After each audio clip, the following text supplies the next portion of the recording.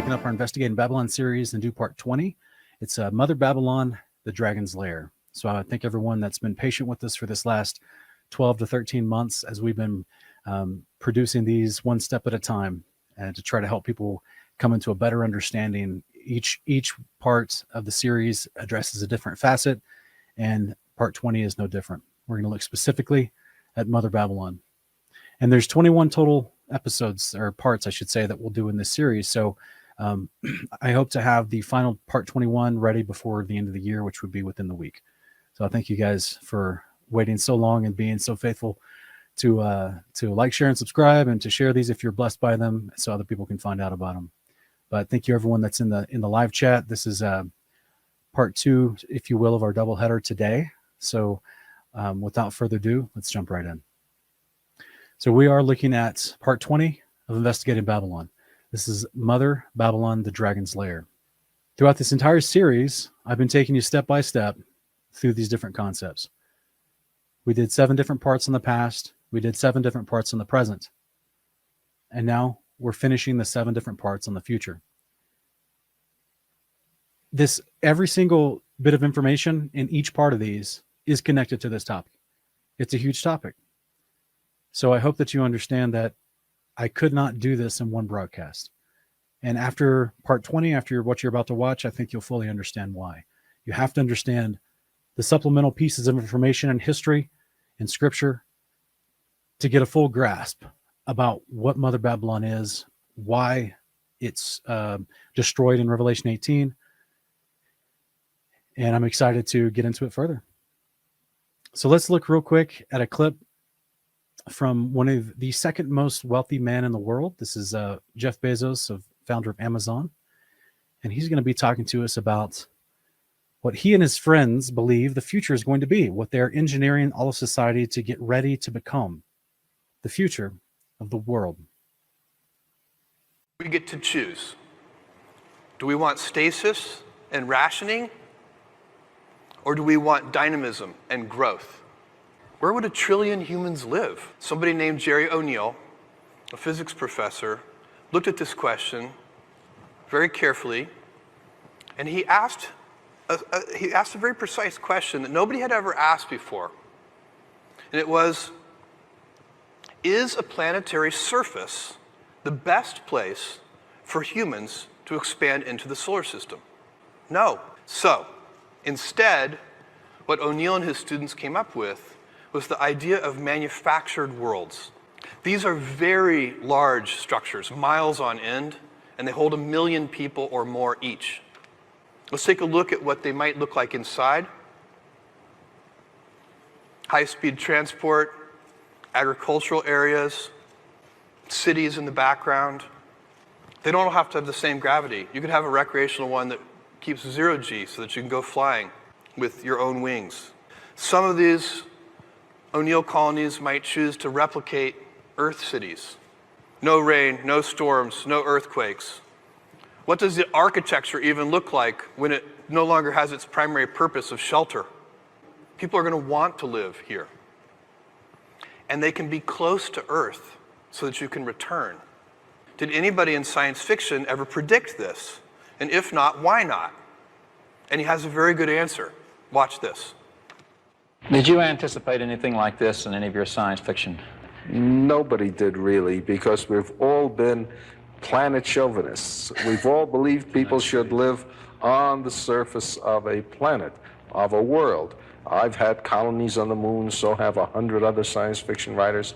The closest I came to a manufactured world in free space was to suggest that we go out to the asteroid belt and hollow out the asteroids and make ships out of them. It never occurred to me to bring the material from the asteroids in towards the Earth, where conditions are pleasanter, and build the worlds there. Where does it take us? What does it mean for Earth? Earth ends up zoned residential and light industry. Who is going to do this work? Not me. These kids in the front rows, you guys are going to do this, and your children are going to do this. This is going to take a long time. This is a big vision. They want to build living habitats in the sky. They want to do it in the upper atmosphere. Now they believe in a heliocentric model. Not that particular dude talking. I promise you, he does not believe in a heliocentric model, but he knows that's what you've been told to believe. So that's why he's explaining the narrative as he is. They still plan to build living habitats in the sky, and it's going to be under the guise of caring for our planet, that the Earth is not sustainable, where there's too many of us here, so we're going to have to put our living space up there so the Earth can heal. That's all under the environmental global climate change narrative. They've been instilling into the culture and the society worldwide. They're going to be continuing to reinforce that at every step with every new policy, because what they're doing with climate change taxation that they're already enforcing in certain countries and trying to enforce across the world is they're going to be stealing the money from you in order to try to accomplish what he just talked about. Oh, by the way, did you guys catch how at one point he said you could even have a different one that has 0G and you could fly with your own wings? So this is obviously going to be a part of the transhumanism agenda. They truly want to have people living in the sky. There's going to be normalization. Did you hear at the very end where he talked about the down on the ground might be where you come to go to school, but up above, he said, how do you say? His Earth is going to be zoned as light industrial. That means all the other things that you might need to be doing, you have to go. Go look up Jeff Bezos space habitats, and you can watch the full speech if you'd like. And he talks about how the plan is for certain people to live up there, certain people to live down here. It's very much like we saw in a movie came out a few years ago with Matt Damon called Elysium, where the wealthy class had incredible habitats in the sky, and the lower class was the working force that lived on the ground. Guys, this is literally the ancient Sumerian creation tales.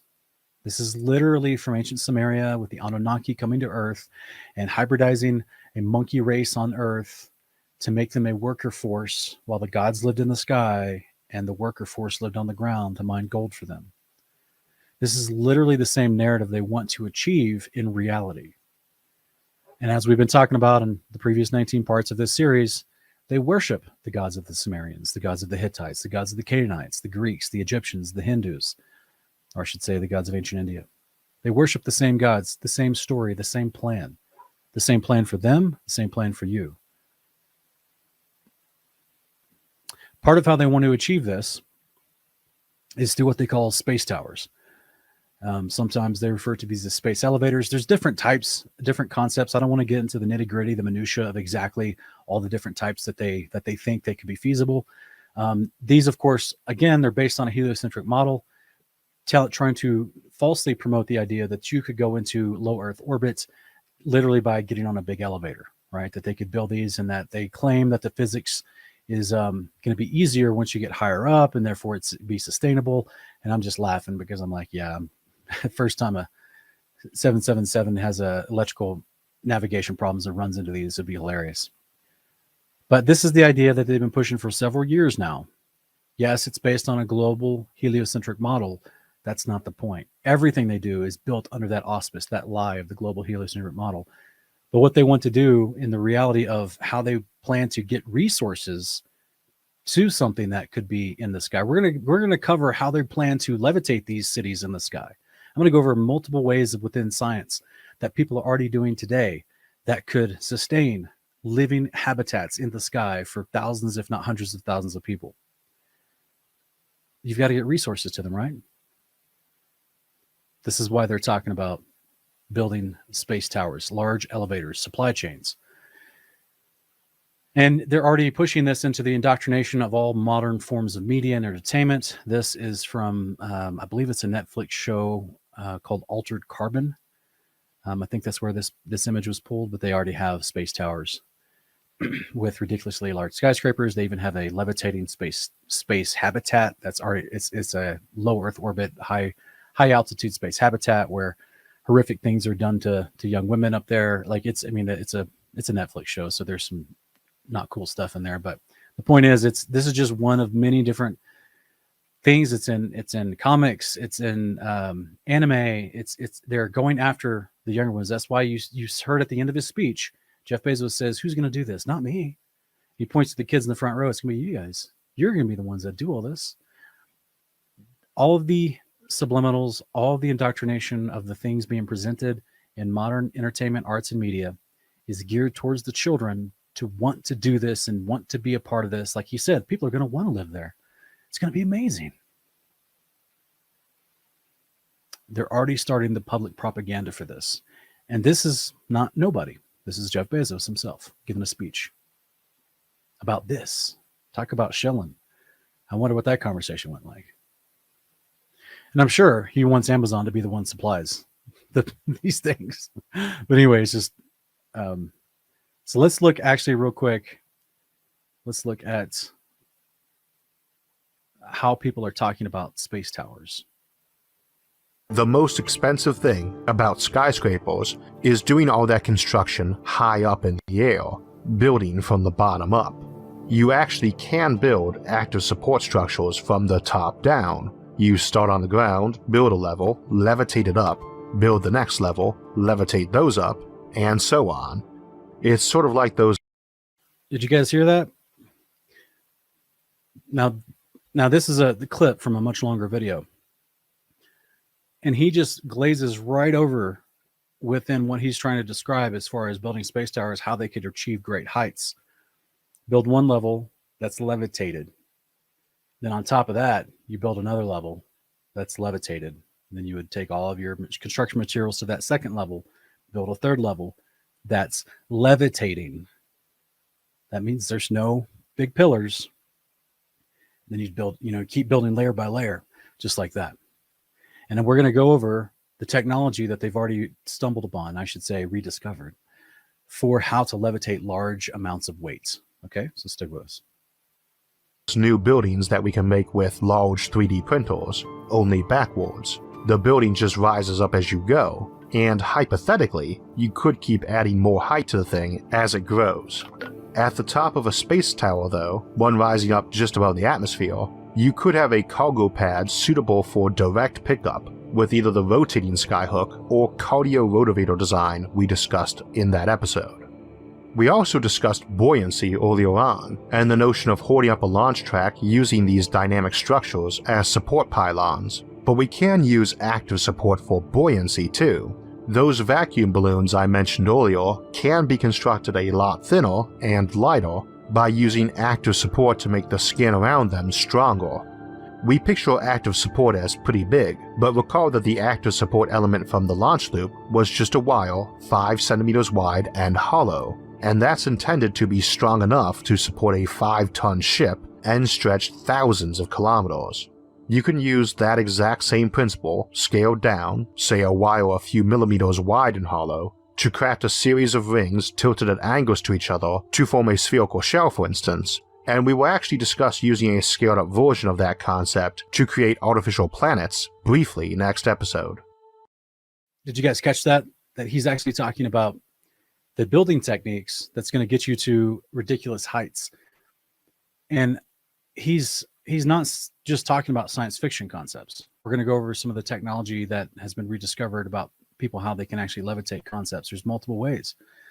And in one of those clips, he was just showing a large helium-based blimp, style platform. But that's like the least of the options that are out there.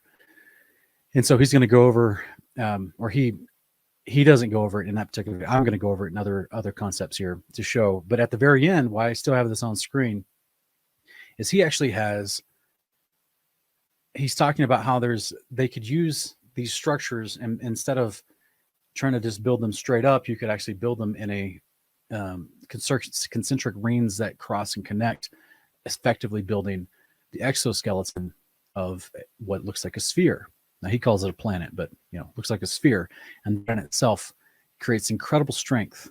And we're gonna talk about that here as we continue. We talked about this in Image of the Beast. We talked about La Puta, which is the Spanish word for the whore. Interesting name for a floating city. This was originally from the 1700s, I think 1759 book Gulliver's Travels, written by Jonathan Swift. And It was also used in a 1980, I think 1986 anime called Castle in the Sky. But it has various different interpretations or representations in many different media, arts and media. And the original, though, from Jonathan Swift, the image that you're seeing here, or the representation of the image of what he describes in the book you're seeing here, he actually called Laputa. And the men of the island of Laputa were obsessed with astronomy, looking to the stars for answers, to the point where their necks developed some sort of crick. And they had a funny look about them because they're always looking down in a telescope to look at the sky. I think that's interesting. This was a floating city. There's been different variations of it depicted in different types of art and media. It looks ridiculous, I know, at first thought, right? According to the physics that we know and understand, it looks ridiculous. But there's apparently more to it. This was from the anime, cartoon, and comic graphic novel, The Castle in the Sky. We talked about in part 17, Image of the Beast episode, where the robot that you see behind the little girl and the goat, that he is the Talos representation from ancient Greece, the one who guarded the island where Zeus lives. And this particular robot comes down to befriend this girl in this anime. There's been many different concepts of this castle in the sky that's been depicted. It's also in video games everywhere. It's in all types of science fiction. It's these ideas of floating fortresses and bases and castles in the sky. In part 5, we talked about this quote from Publius Virgilius Maro from the 1st century BC. He's a Greek poet, philosopher, and he spoke about Mount Olympus being in the sky, looking over the spread earth below, being the throne of Zeus. And itself, this landmass that was referred to as Mount Olympus, was double gated with the dome over it. So if you complete a dome, it becomes a sphere. You call something a dome because usually of what it actually just encapsulates, or because of what it encloses. So if there's land as your surface and you have the arched structure of a dome over you, that's all you would see because the land's below you. But if the structure that creates the dome over you was one solid piece as an actual sphere, then it means it comes under you as well to complete the sphere. We talked in depth about Mount Olympus and the home of the gods in part 5. Please go check that out if you haven't already seen it. This is another representation of Jonathan Swift's novel from the 1700s and Laputa that was floating on a disc in the sky. An entire city full of people floating on a disc in the sky. This is another representation of it from artwork graphic from a cartoon. Massive castle-like structure floating in the sky. People might say, well, how is this even possible? That sounds crazy. How is this possible? There's something that's called quantum locking, and we're going to take a look at a quick video here. There's multiple ways. This is the first of the many ways that we're going to look at of how they promise you and show you that they can support incredible weights in the sky without stilts, without pillars, without a foundational building, completely levitated. And it's just through natural physics. It's not through, there's no sleight of hand, there's no trick here. It's just through natural physics. So let me pull this up real quick. Really see the result of many, many years of hard work. And let me start by quoting a famous science fiction novelist, Arthur C. Clarke, who said that any sufficiently advanced technology is indistinguishable from magic. And let me rephrase that and say that any sufficiently advanced science is indistinguishable from magic. And let me show you some magic. So I have here a very cold superconductor, a disk, which is a superconductor. And when I put this superconductor, I can't touch it with my fingers. That's why I needed the tweezers. And it just levitates. I don't know if you can see this, but maybe you could help them. It just levitates in free air. Okay? Now, there's no strings, nothing. It just levitates. Superconductivity is a phenomenon of exactly zero electrical resistance and expulsion of magnetic fields which occur in certain material. So, sounds complicated, but let's try to understand that.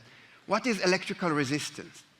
So, in every conductor, there are these current-carrying particles, the electrons. And these electrons, they collide with the atoms, they collide with each other. And they lose a certain amount of their energy. And we all know that because, they dissipate their energy into heat. And in our everyday life, there is always some friction.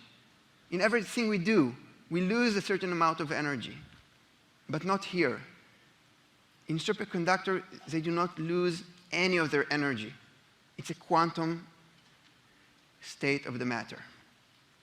Now, it turns out that it's not the only thing. And as another physicist, Meissner, discovered, superconductors and magnetic fields have a very unique relationship. And it turns out that superconductors do not like magnetic fields. They try to expel the magnetic field from the inside. And how do they do that? Simply by driving currents inside, because currents do not cost any energy. They are superconductors. So they will create small electromagnets which will cancel the external field. I'm sorry for the technicality. It will soon be over, I promise. Now, the combination of both effects is a superconductor. Now, do you understand the levitation yet? No. So that's not enough. Sometimes magnetic field lines, strands of magnetic field remain inside this superconductor. And because this is a quantum physical effect, the magnetic field behave like quantum particles, like quantum object. You can see here in this film taken by a Japanese scientist how this flux line, how these magnetic field lines, they flow discretely inside the material. Remember, this is magnetic field lines, and they behave like particles, because this is quantum physics. And if you look closely at the film, you see that some of these fluxons, some of these flux lines are pinned. They do not move. And the reason for that is that the superconductor doesn't like the magnetic field lines moving around. So what it actually does, it locks them in place. And by doing that, it locks itself. Look, this is the disk before we cooled it. The magnetic field lines just go through and through. And when we cool it, some of it is expelled. This is the Meissner. But some of it remain, and the superconductor locks these magnetic field lines, invisible lines. And what actually happens is quantum locking. I have to cool it with liquid nitrogen because all these nice properties only happen below a certain temperature. That's the downside, for now at least, until we find new materials. So I'm going to take this superconductor, and now I can lock it. I can force the magnetic field lines inside the material, and it will stay locked. I can rearrange the fluxon. It will stay locked like this, or like this. And it is three-dimensional locking. This is not repulsion. It's not like two magnets. No, nothing like that. Because if I turn this upside down, it just stays. Okay? Forget everything you know about classical physics. This is different. Okay? That's my point to you.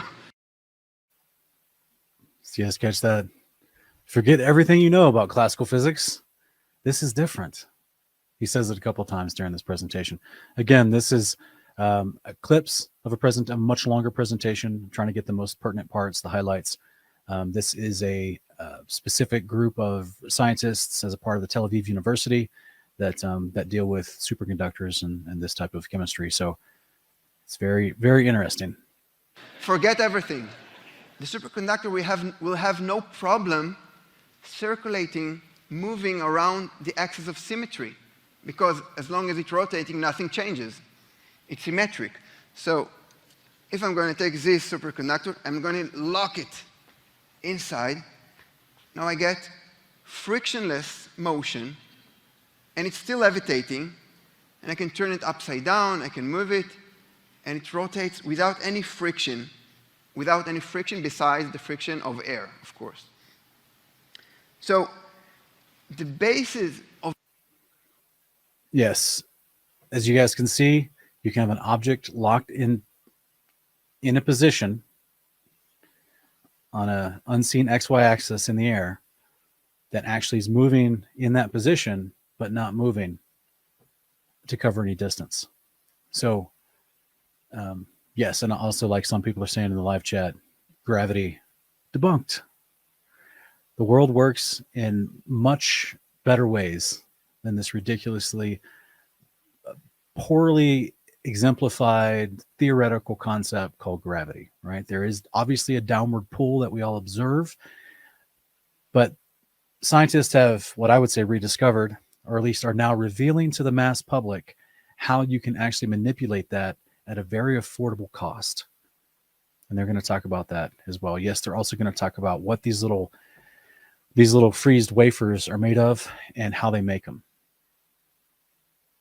Of any quantum levitation application, at least that I think of, in the future, would be the frictionless motion that we get here. Let me tell you a little bit about the material, the superconductor itself. Now, I won't go into details, but there is something very important you should know about this.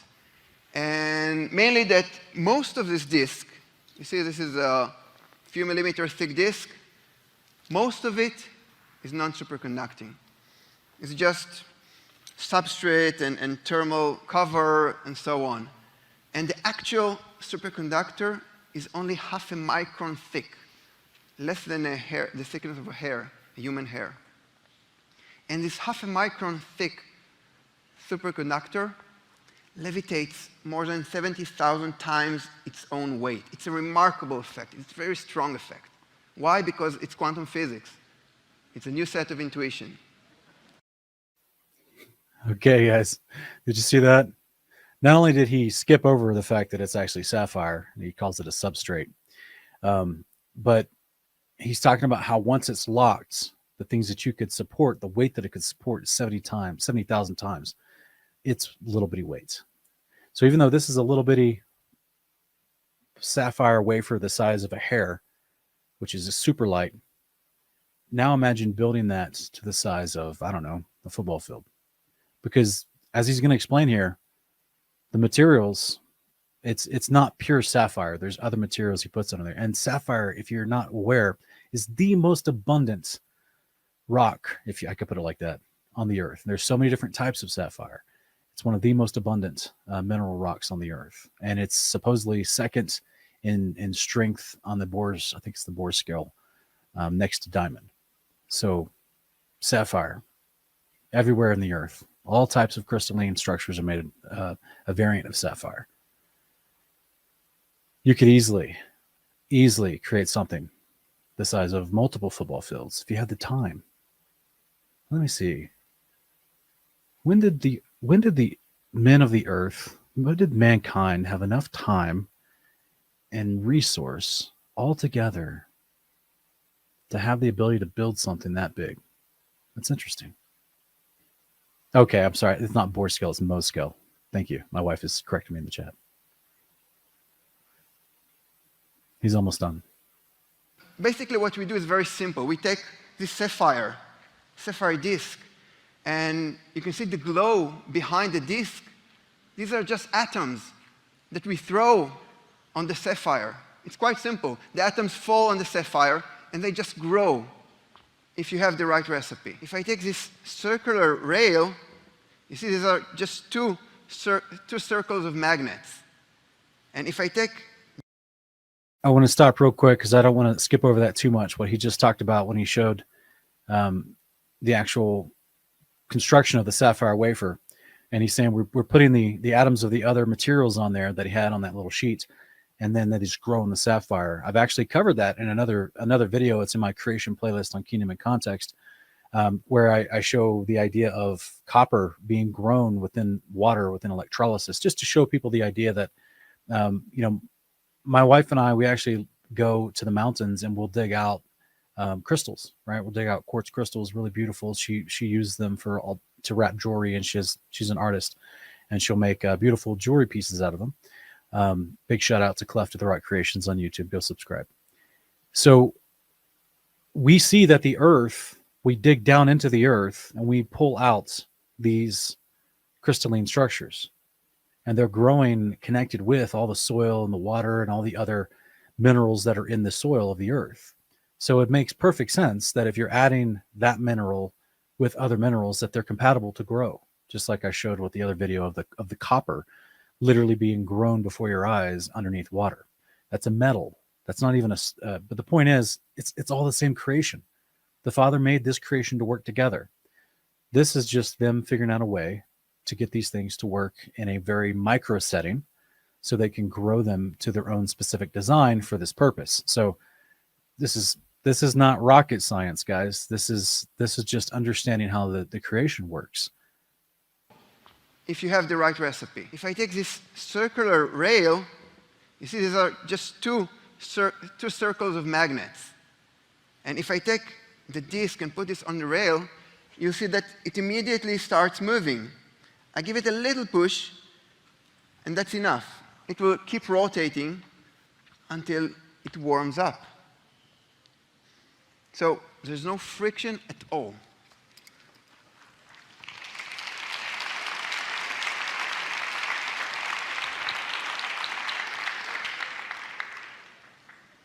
Now, I can do the same thing on this rail, but upside down, because again, this is not magnetic repulsion.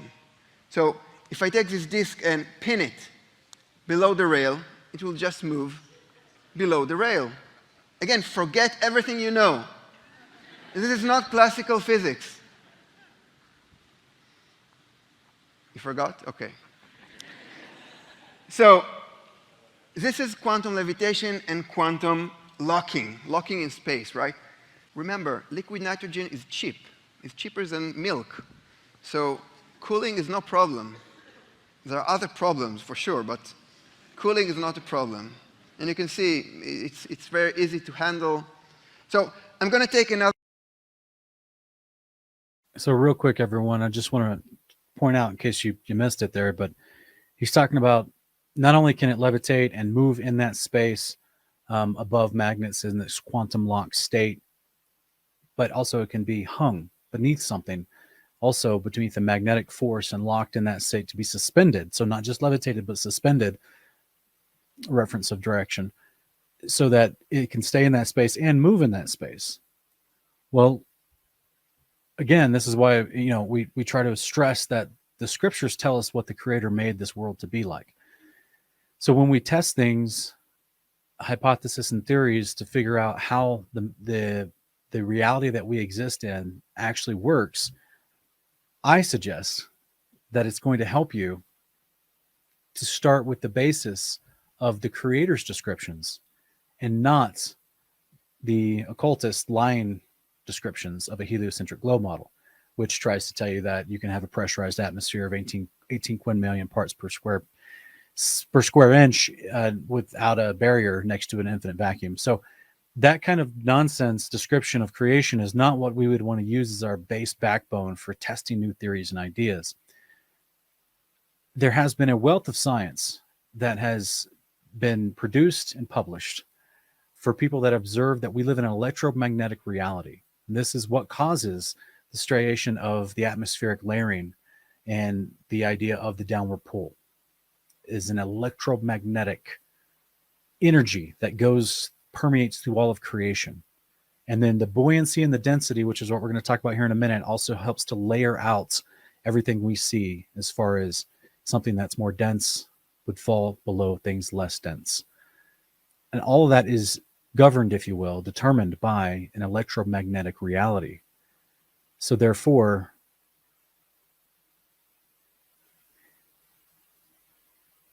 this guy's presentation is built upon magnets and quantumly locking a specific cooled sapphire crystalline structure on top of magnets, on top of a magnetic pool.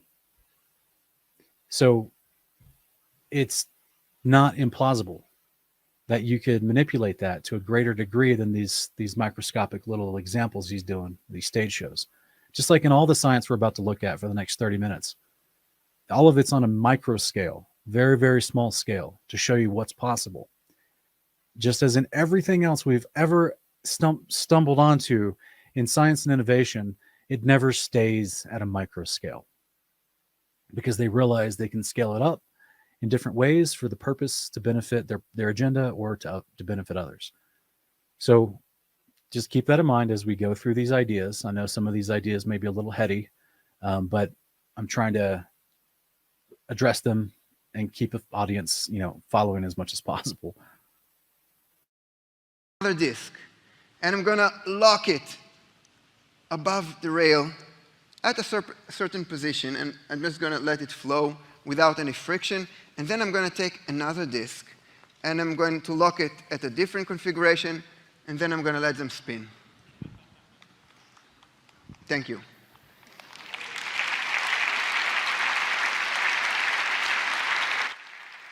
So now we have two different concepts that are spinning in a circuit and quantumly locked at different altitudes and traversing each other. Did you guys see the end of that? So that is quantum locking with superconducting sapphire wafers. So truly, this thing that's been talked about for a long time, from ancient Greece to modern playful cartoon characterizations, is not scientifically impossible. Remember, he said that small wafer can hold up to 70,000 times its weight once it's quantumly locked. Once those little electrons decide they're not going to move because they don't like what's happening around them. So become locked in that moment in space in relation to the source of the magnetism that they feel. Now, if you scaled up that little wafer into a large platform, I don't know, maybe in a circular shape, I wonder how much locking you could do at what altitude. It's very interesting. So this version, if you will, this creation of this thing, this landmass that is depicted all throughout history, talked about, called the home of Zeus, formerly called Mount Meru to the Indians and Mount Olympus to the Greeks. This is the boat of Ra that carried him through the sky. And many times it's depicted as something that actually destroys things. This is one of the depictions of Castle in the Sky. Kind of like a, alien spacecraft shooting a laser beam down on a skyscraper. This is a more modern depiction from a Marvel cartoon animated series called What If? Also, a spherical floating orb destroying a building from the sky. But let's look at something really fascinating. This is from that same movie we looked at in part 19, from Rogue One, where the Death Star fires upon a planet.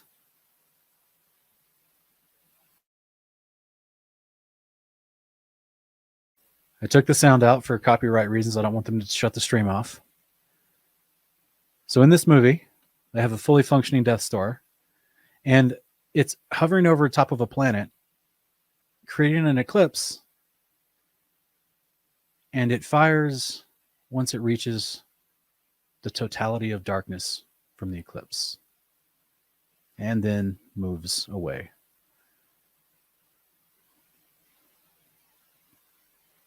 And then they take the time to show you that it was just hovering above the land, not very far up.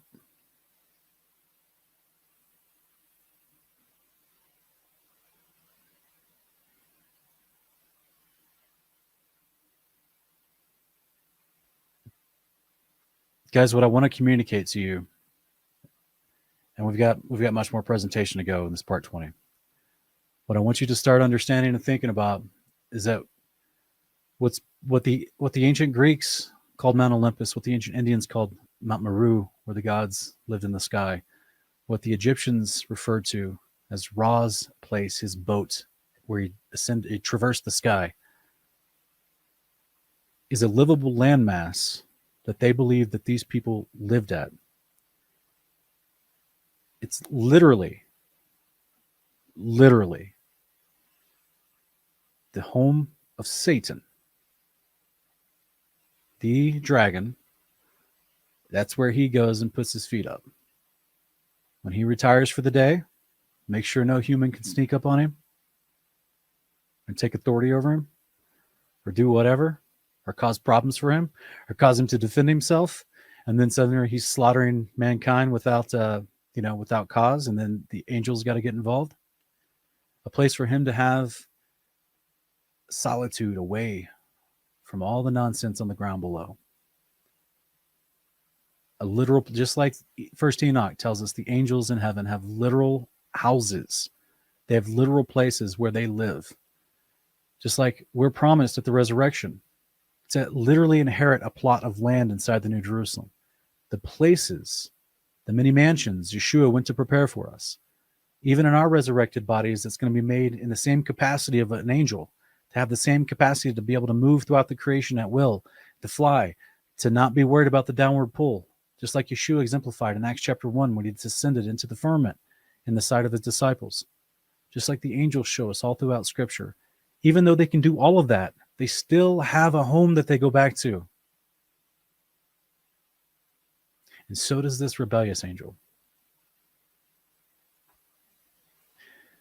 There's I don't think people realize just how much that this idea has already been put into your head. Whether it's the Jetsons, whether it's Cloud City from Empire Strikes Back, whether it's just throughout the decades, there's so many opportunities the industry, the propaganda industry has used to put this idea into your head, which, as we just saw, the elites of the world are planning to make this a reality. They want to have commerce be on the ground and the authority structure of that commerce to be in the air. That's going to matter as we review the scriptures here in a minute. This was the ancient depiction of Mount Olympus to the Greeks. That he lived in the sky, and Zeus, also called Jupiter, would also eclipse the sun. So people would start to ask, okay, but wait a minute, Sean, why can't we always see this? Like, what's going on?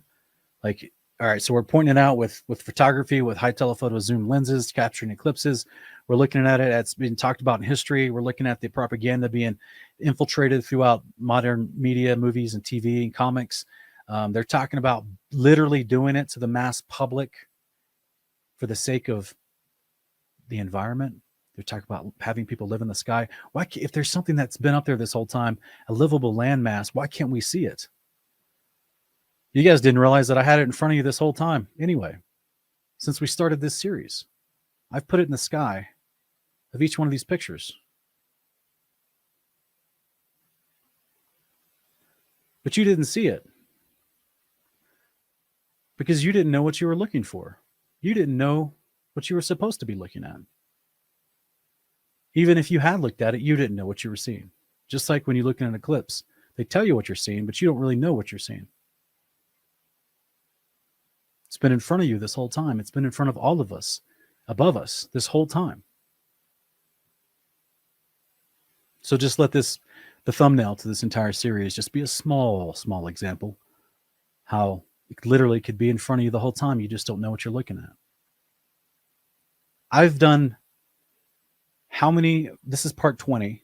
This presentation has happened consistently throughout the last 12 to 13 months. We're on part 20 now. I've put this slide, I've put it up for every single part of this series.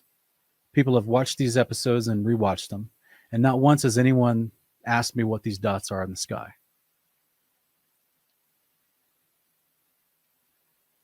Because they don't know what they're looking at. The same way the enemy knows that you don't know what you're looking at when you look up in the sky. Because they've already told you not to believe Enoch and Jubilees. They've already told you that that's somehow not appropriate for the Bible, when it used to literally be part of the Bible, as far as this manuscripts and scriptures. They've already told you that you can't believe Genesis 1 or the entirety of the Enoch describing the creation model or Jubilees chapter 2. You can't believe any of that. Or Psalm 19. They've already told you that you can't believe what the Bible describes as the place where you live. So therefore, if you looked up at the sky and saw something, you wouldn't even know what you were looking at. Just like we reviewed in part 19, where Crow 777 is looking with his telescope and he sees something floating in the sky that's not moving. It's a bright object that can't be seen with the natural eye. It can only be seen with a certain optical lens effect that he puts on his telephoto high zoom telescope. And then suddenly it appears and he realizes it is moving, but it's moving very slowly, traversing across the sky. He doesn't know what he's looking at either, but he sees it. And it was just happenstance that he caught it. It's been in front of us this whole time, folks. So as you can see now, we've talked about the past, and I'm not done. We got a lot more to cover. Just want to help you understand this initial image I created for this entire series. We talked about the past. It's there. It's been there. Was it created as a part of the Tower of Babel at the very beginning? I think so. This is why we tried to show you in Ball Top Towers in part 18 some of the imagery where they show a tower and a floating levitating ball next to that tower in many different movies and concepts. Same thing with the modern presentation where literally the European Union has a building mocking or a building that's designed to be the typical representation of the Tower of Babel. And then as you can see in the future here, you actually have the top of a large skyscraper, but then there's a levitating platform with things levitating on the platform with someone sitting on top of it in the sky and Mother Babylon into the far distance, also levitating. So let's look real quick at why we possibly can't see it. There's a lot of reasons why.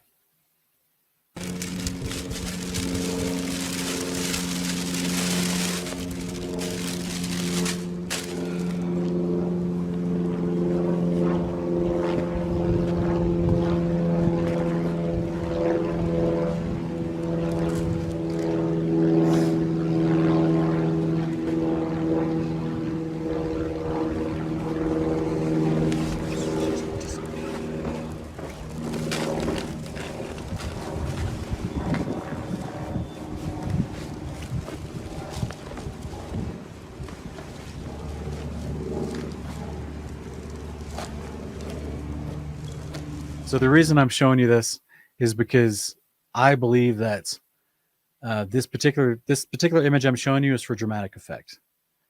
I believe this particular guy, he's not in a lab. He's not in this. He has a plastic casing over this thing. He just bought a green screen cloth and is using it to try to act like he's got an invisibility cloak.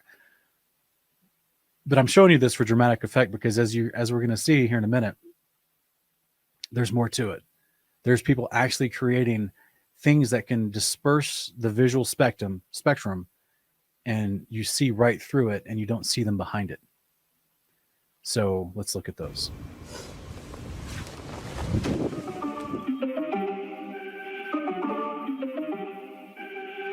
This is a guy in his own shop where he lives. He built an invisibility shield. A while back on February 24th, actually, I put out a video on how I made my very own invisibility shield. Now credit where credit's due. That project is... All right, ladies and gentlemen, our shield is basically done. And what I've done different with this handle assembly as opposed to that one is I've actually put it together with screws. So it's all in mechanical bondage that can be undone. Just because I'm shipping this thing all the way to Chris Ramsey, it'll be a lot easier if I can take it apart, put it in a package, and then he can reassemble it upon arrival. So yeah, now that it's done, we're going to give it a final clean, and then I'm going to take it out and play around with it. This is a guy, this is just a regular dude. He built this on his own. It's not that hard. He knows how to do it.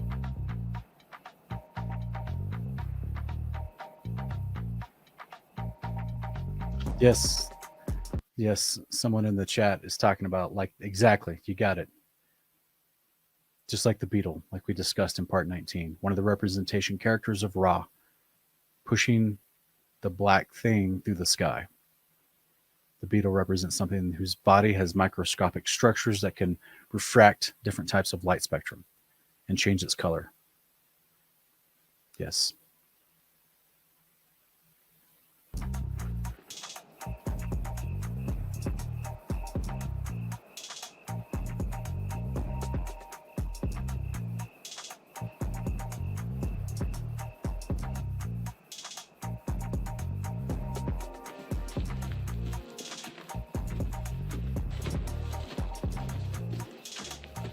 Can you see me? My dog can't either. There's my dog. There's me. And that is an invisibility shield. Obi! He has no idea where you are. A company called Hyperstealth shared their patent-pending technology a few years ago on social media. Its original intent was to be used by the military and out of the public's eye. But turns out, it was just too cool not to share. That's insane, dude. And let's not act like this invention is anything new. It uses lenticular lenses, the same material used in those 3D DVD covers or the McDonald's hockey cards I had as a kid, only without the image. I've actually used this principle in a magic trick developed by inventor magician Luber Fielder. He calls it Luber's. You can imagine how exciting this concept is to me. Going from smoke and mirrors to smoke and lenses could possibly open up a ton of opportunities in the magic space. Dude, that's here. Now, going behind it, it'll stretch out those horizontal lines, but it'll delete the vertical ones. So as long as I'm vertical behind this thing, like, it'll pretty much delete. Pretty fascinating, right? Right in front of your eyes, just manipulation of the materials. As long as they have the right conditions, you see right through it. There's something behind it. There's an entire person behind it with depth, but you can see right through it. So, and how appropriate that the moment that they have the ability to make these, they're thinking, what kind of magic can I do with this? How appropriate, right? Revelation 18. What is Revelation 17 and 18. What is Mother Babylon chastised and reprimanded for as it's being destroyed? For causing the nations to drink of its sorcery. Yes, I know a lot of people like to talk about pharmakia. That's the root of the word. Yes, but it's used for other ways too. Just in general, the idea of magic. Pharmakia is a part of that, sure. But here's other practical concepts related with that. As we talked about in part 4, ancient flying machines. In ancient India had vimanas. According to one of the texts of ancient India, called the Drona Parva, it's part of the Mahabharata and the Ramayana Vedic texts. One vimana, which is a flying ship of some sort that was usually used by the gods. It was described shaped like a sphere, and it borne along at a great speed on a mighty wind generated by mercury, which is quicksilver.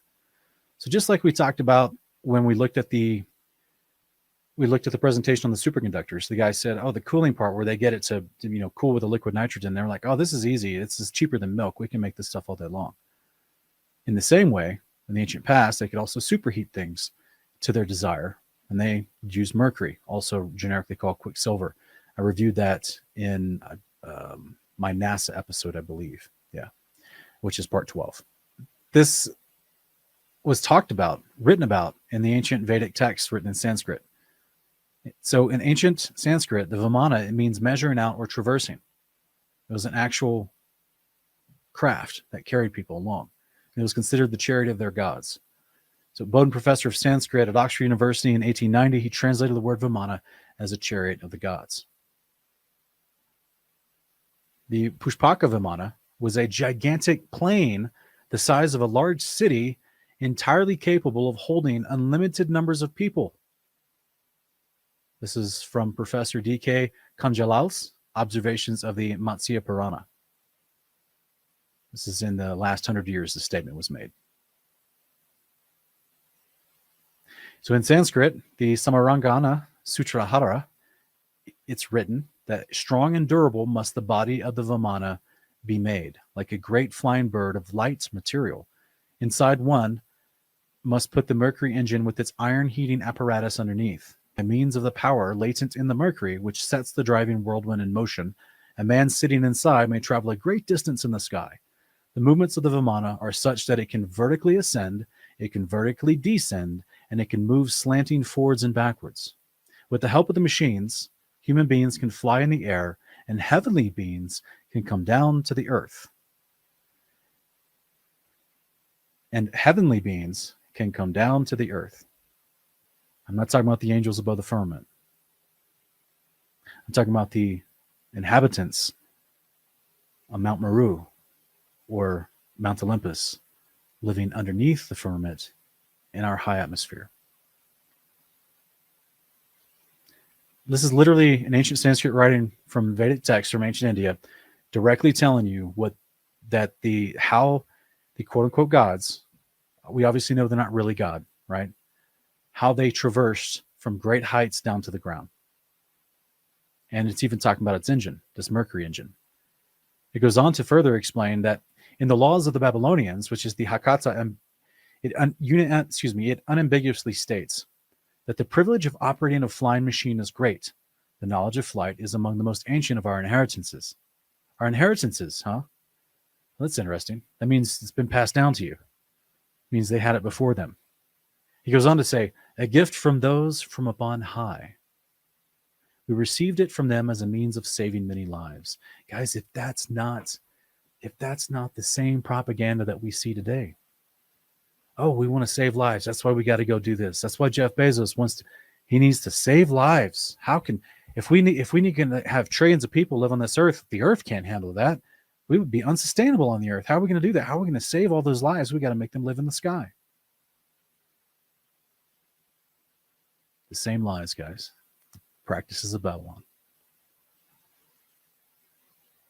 So a lot of people that more student history may ask me, and this is why I actually want to cover this real quick. They'll ask me, did the Babylonians also speak Sanskrit? I thought that was over in ancient India. Yes. Yeah, they had trade with them. I mean, all of the known Middle East received their spices, most of them from ancient India, with all kinds of trade routes.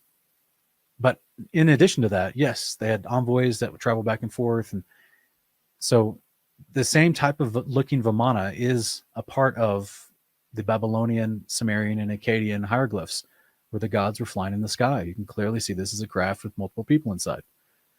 We talked about that in part 4, so please go see part 4 of this series for a greater in-depth breakdown of that. But as we continue tonight in this is Peter Sahota, the PhD Indian philosophy in the modern day.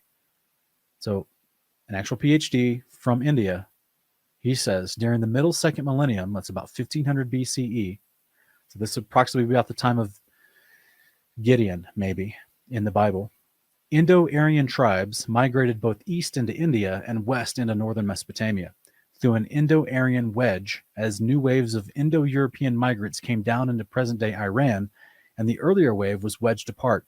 Those who went west became sort of a ruling elite of the Hurrian people to form a powerful Mitanni kingdom. The evidence for this is seen in the treaty between the Mitanni and the Hittites. Guys, that the Hittites all over the Bible, the ones that Abraham bought a burial plot from Ephron the Hittite for Sarah when she died. It says the evidence for this is seen in a treaty between the Mitanni and the Hittites, which references the deities, the Mithra, the Varuna, the Indra, and the Nasatyas, as well as a few other Mitanni documents using Sanskrit vocabulary. Mitanni Sanskrit is considered to be a slightly more archaic form of Sanskrit than the Vedic Sanskrit. Sadly, these people seem to have got lost in subsequent history, but thankfully those who went to India are keeping this tradition alive. Okay, so now we have a direct documented link of ancient Mesopotamians interacting through treaty with the Canaanites, the ancient Canaanite regions, including Mesopotamia, with the Sumerians and the Akkadians and the Syrians interacting with ancient India. So this is why when we go up here and we read a statement like this in this book written about the laws of the Babylonians from ancient Sanskrit, it's because they had interaction with them. And they talked about receiving as an inheritance the ability to fly. They received it from those who are upon high. That's crazy. This was always there. The Indianologist William Clarendon, who has written a detailed description of the Mercury vortex engine in his translation of the Samaranga Sutrahara, he quotes this: inside the circular airframe, place the Mercury engine with its solar Mercury boiler at the aircraft center. By means of the power latent in the heated Mercury, which sets the driving whirlwind in motion, a man sitting inside may travel a great distance in the most marvelous manner. 4 strong Mercury containers must be built into the Vimana. The Vimana, which is the aircraft, develops thunder power through the Mercury. And also it goes on, not him, but another person from the Aeronautical Society of India. This is, this guy's name's hard to say. Vimanika Shastra, Aeronautics of the Maharshi Bharadwaja. I don't think I said that right. Either way, he says that according to the Rasajian, I can't even say that word. According to that really, really tough word, the sutra number 2, the pilot is the one who knows the secrets. There were 32 secrets the pilot needed to learn from competent preceptors, and only such a person was fit to be entrusted with an aeroplane and no others. There are 32 of the workings of the Vimana. He must know the structure of the aeroplane. He must know the means of its takeoff and the ascent to the sky, and how to drive it and how to halt it when necessary, how to maneuver it and how to make it perform spectacular feats in the sky without crashing. Those secrets are given in Rahashya Laha, pilot training for ancient Vimanas, written down and documented. 32 secrets, 32 chapters on pilot training. I actually, if you guys want to go to our to West Blaze Music channel and go check out Uncommon Ground episode 8, I go over some of this stuff and I actually talk about some of it. We're going to talk about a couple of different things that the pilots learned and how they piloted the Vimanas. That has to do with why we possibly can't see the different cloaking techniques of Mother Babylon. But at the same time, I just want to direct you to that video where we go over it in greater depth. It's called The Alien Deception. It's episode 8 of Uncommon Ground. Furthermore, another gentleman named Gurha, he says that as explained in the Vayutattva Prakarana, by harnessing the powers, the yasa, the viyasa, the prayasa, in the 8th atmospheric layer covering the earth, that sounds pretty high up, to attract the dark content of the solar ray and use it to hide the Vimana from the enemy. So this is where it's described as covering the flying aeroplane Vimana to where it looks like a black blob, dark content. And they say they pulled this ability from part of the light spectrum coming out of the sun. And you have to be at a certain layer of atmosphere in order for this to happen. Another gentleman, Drishya, he says, by collision of the electric power, this is also from the Aeronautical Society of India, it says, by the collision of the electric power and the wind power in the atmosphere, a glow is created whose reflection is to be caught in the Vishwa, the Kriya Drapana, or the mirror at the front of the Vimana, and by its manipulation, it produces a camouflaged Vimana. So he takes the light reflection, the glow of light from the sun, onto a mirror and somehow manipulates it around the entire structure. So do you guys remember what we looked at in part 19? So there goes the moon on a very bright object that could not be seen in the visual spectrum.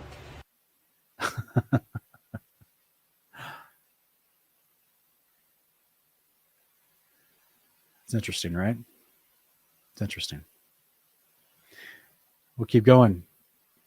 This is part of NASA documented, published statements about Mercury engines.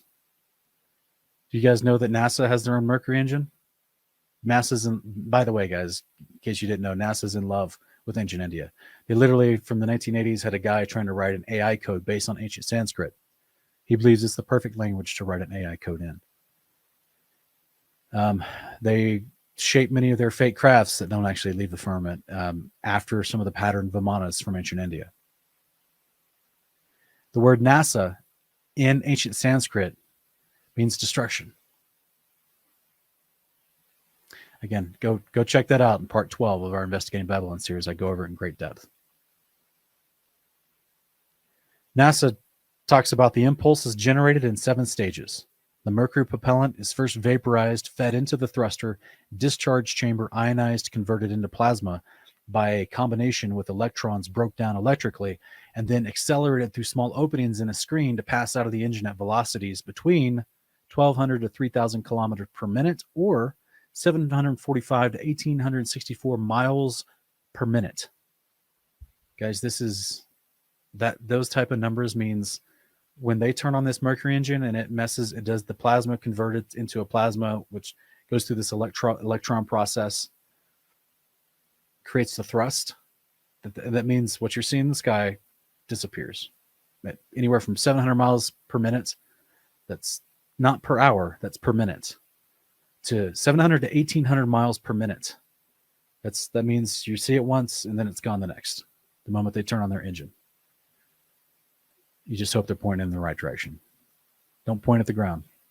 But why would they even need to worry about being pointed at the ground if they're quantumly locked? That's how they just hover. Here's the actual rocket motor ion thruster that we just read about, a mercury bombardment type. It's an 8 centimeter, and this is actually in the Smithsonian, supposedly. And we've got its documented number with an actual tag on it as well. And the summary is that it's an 8 centimeter mercury type ion or electric rocket engine tested for the NASA Space Electric Rocket Test Program. Ion engines produce minute streams of electrically charged ions that expel in one direction, thus producing thrust and forward motion in the opposite direction. This is something that was created back in the 70s, guys. The engine was shown fired for 15,000 hours with 461 restarts between August 1973 and November of 1975. This object was donated to the Smithsonian in 1978 by NASA Lewis Research Center.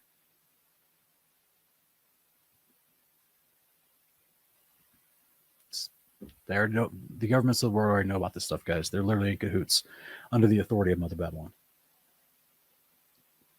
There seems to be some sort of principle out there that they have to release some type of information to the public for some either it's how they troll the public, knowing that they believe you don't think that you're going to figure out what you're looking at, or they have to release the information for a sense of plausible deniability and some, to say, hey, we told you we knew what we already had this tech and we already knew what these things are. And that we told you what we're planning to do in 100 years, have everyone live in the sky. We told you we were planning to reduce the world population by 95% through a variety of ways. We told you. And did anyone stop them? So here's more sketches from ancient Vedic texts of Vimanas.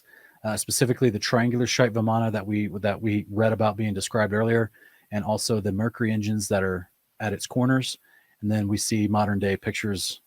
There's actually a triangular shaped ship by the Air Force that has its own patent, and people think that's what they're seeing with these pictures here on the right. And as you see, the picture on the far right with the green background, you can actually see the outline body of the triangular shaped object. But the picture in the middle with the yellowish orange tint, this one looks like it's employing that cloaking mechanism where it's using the light, spreading the light around the exterior body of it so that you can't actually make out what it is. You just see a triangular shaped light going through the sky or hovering in the sky, just as was described in the ancient texts.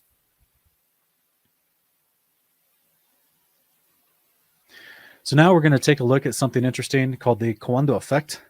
And this is going to be another example of modern day established known science that can explain the idea of the motions of the flight, like we read from those 32 training methods for the ancient Vimana pilot. And one of them was he must know how to ascend the craft into the sky, and it can move forward at a tilted vertical, or it can move backward. He must know how to do all these things. Well, there's different ways they can do that. There's different mechanisms within how you manipulate the air around you. And one of them is called the Coanda effect. All right. And so this is just a basic graph. I'm not going to explain the graph. Thankfully, I have a fun video for you to look at that will be able to explain it better than I could.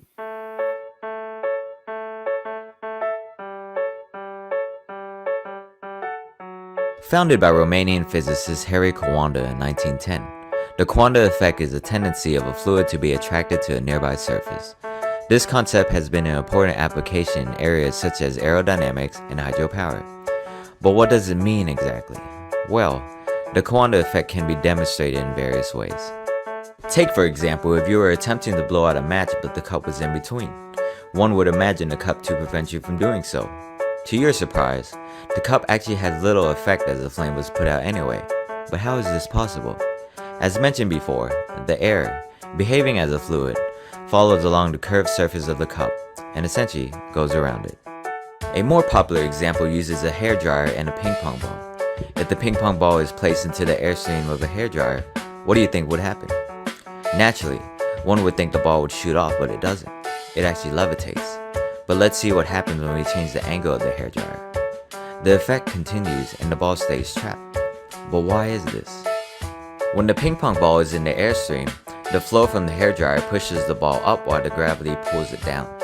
Because the ball is also in the way of the flow, the air continues to flow past the ball due to inertia, increasing its velocity. As it is passing by, the faster moving air pulls the slower air because of viscosity, also known as fluid friction. This creates an area of lower pressure which is formed between the ball and the stream, which pulls the airflow back towards the ball and the ball towards it.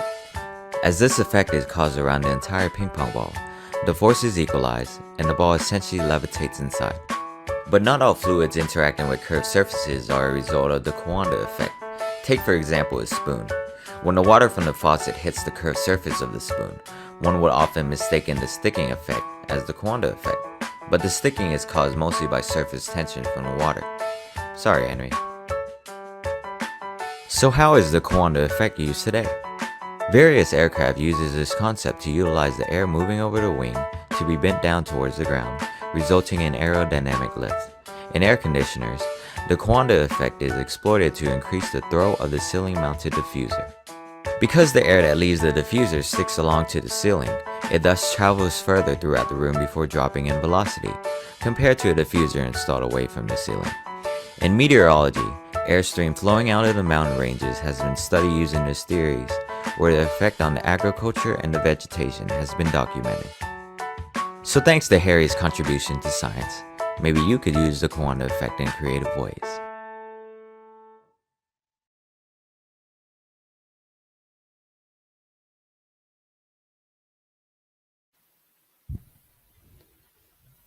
Okay, guys. So this is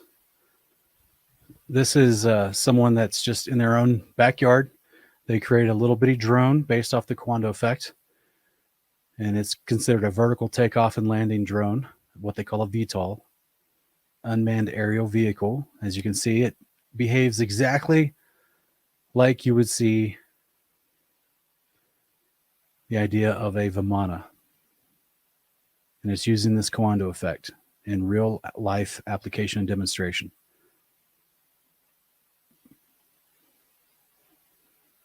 Flies around, can go pretty fast. This is just a small little example. Detailed movements, incredible maneuverability, agile movements.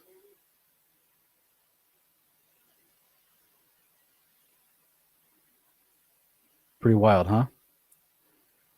Pretty wild. So the Coanda effect is just another way that this same concept what's being described to us and what we've seen, what I testimony has declared and filmed, what the government says is possible, not only in the present day, but 4,000 years ago in ancient India. All of that is possible. People are demonstrating and doing it. It's possible. It's not impossible. Real quick, let's look at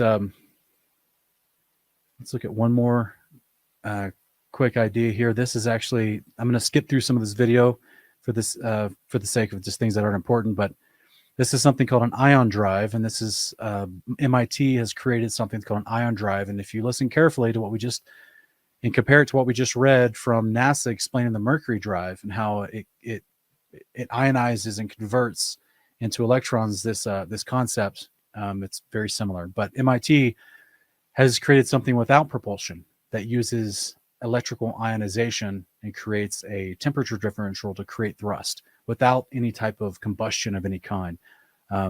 Check it out. It's very interesting. I'm gonna go ahead and turn the sound off because I can't remember if there's copyrighted music in this or not. But here is the flight of this ion craft. There's no propellers. There's no rocket engine. There's no engine of any kind. It's literally strips. Think of like little LED light strips. And those are being powered. One LED light strip is at a different magnification, if you will. Let me see if I can find the point where they're going to explain it. These little electrical bars, one is at a different frequency than the other. I think I missed it. Hang on one second. I think they're going to show a little diagram to show you how it's creating this thrust based on a differentiation.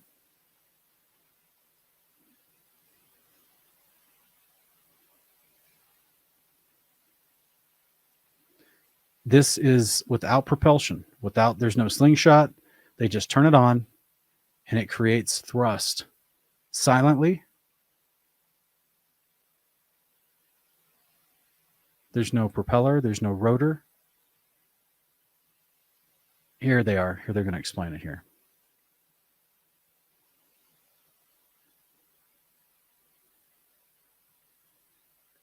So it just shows you as one charge is greater than the other, it creates a differentiation and essentially like a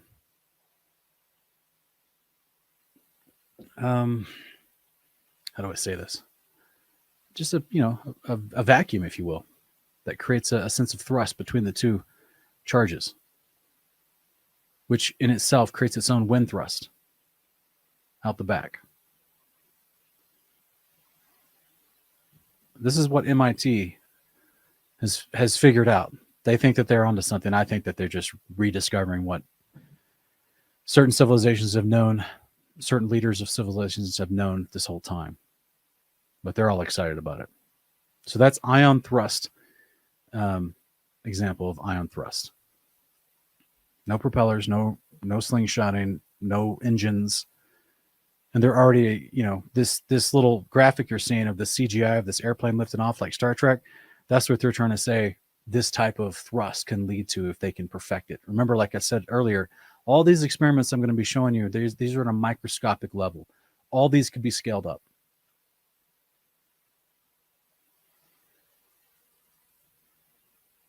So here is an idea. That was at MIT. So people think, wow, the average person doesn't understand that, right? It's MIT. Well, how about this guy in his backyard? Okay.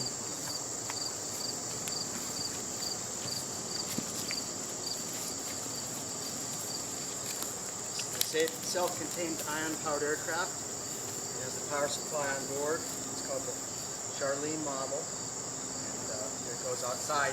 It has a safety tether above it, so the height won't limit it. Go.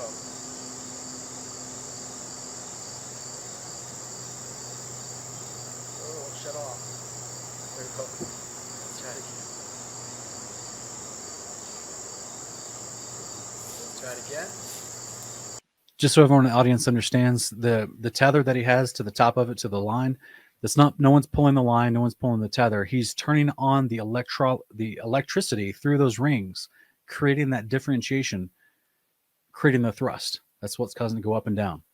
So it's just tethered to something so that it doesn't fly off and break itself. Because this is just one of the models he's working on in his backyard. The point is, he's literally holding a joystick that you can get at Walmart that he's retrofitted to this little metal ionized contraption to create this differentiation, to create the thrust. This was done, I believe, he says, the rest of the video for like less than $100. Okay, one more.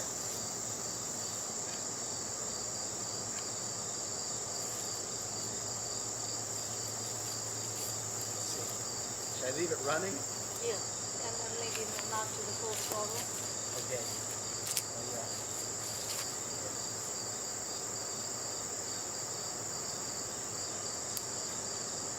Okay. Best we can do until we fix the steering. Yeah, that's a successful backyard experiment right there, man. I mean, scale that up. I mean, think about just putting a solar cell on there to create the electrical charge that you need, and then suddenly you're add in some. Yeah. Anyway, there's so many ways they can do things, guys. There's so many ways that we just have not been taught growing up because they intentionally control the education process. This is part of it. This is part of their control over humanity. Let's look at this real quick. This is another way they're talking about. This is, I know this is going to sound crazy, but this is actual lasers that they figured out that they can actually use lasers to lift particles. Now, right now, again, micro scale, they say that they can't. This picture that you see of this lady being lifted by 3 lasers is an exaggeration. They can't quite do that yet, but they're definitely on their way.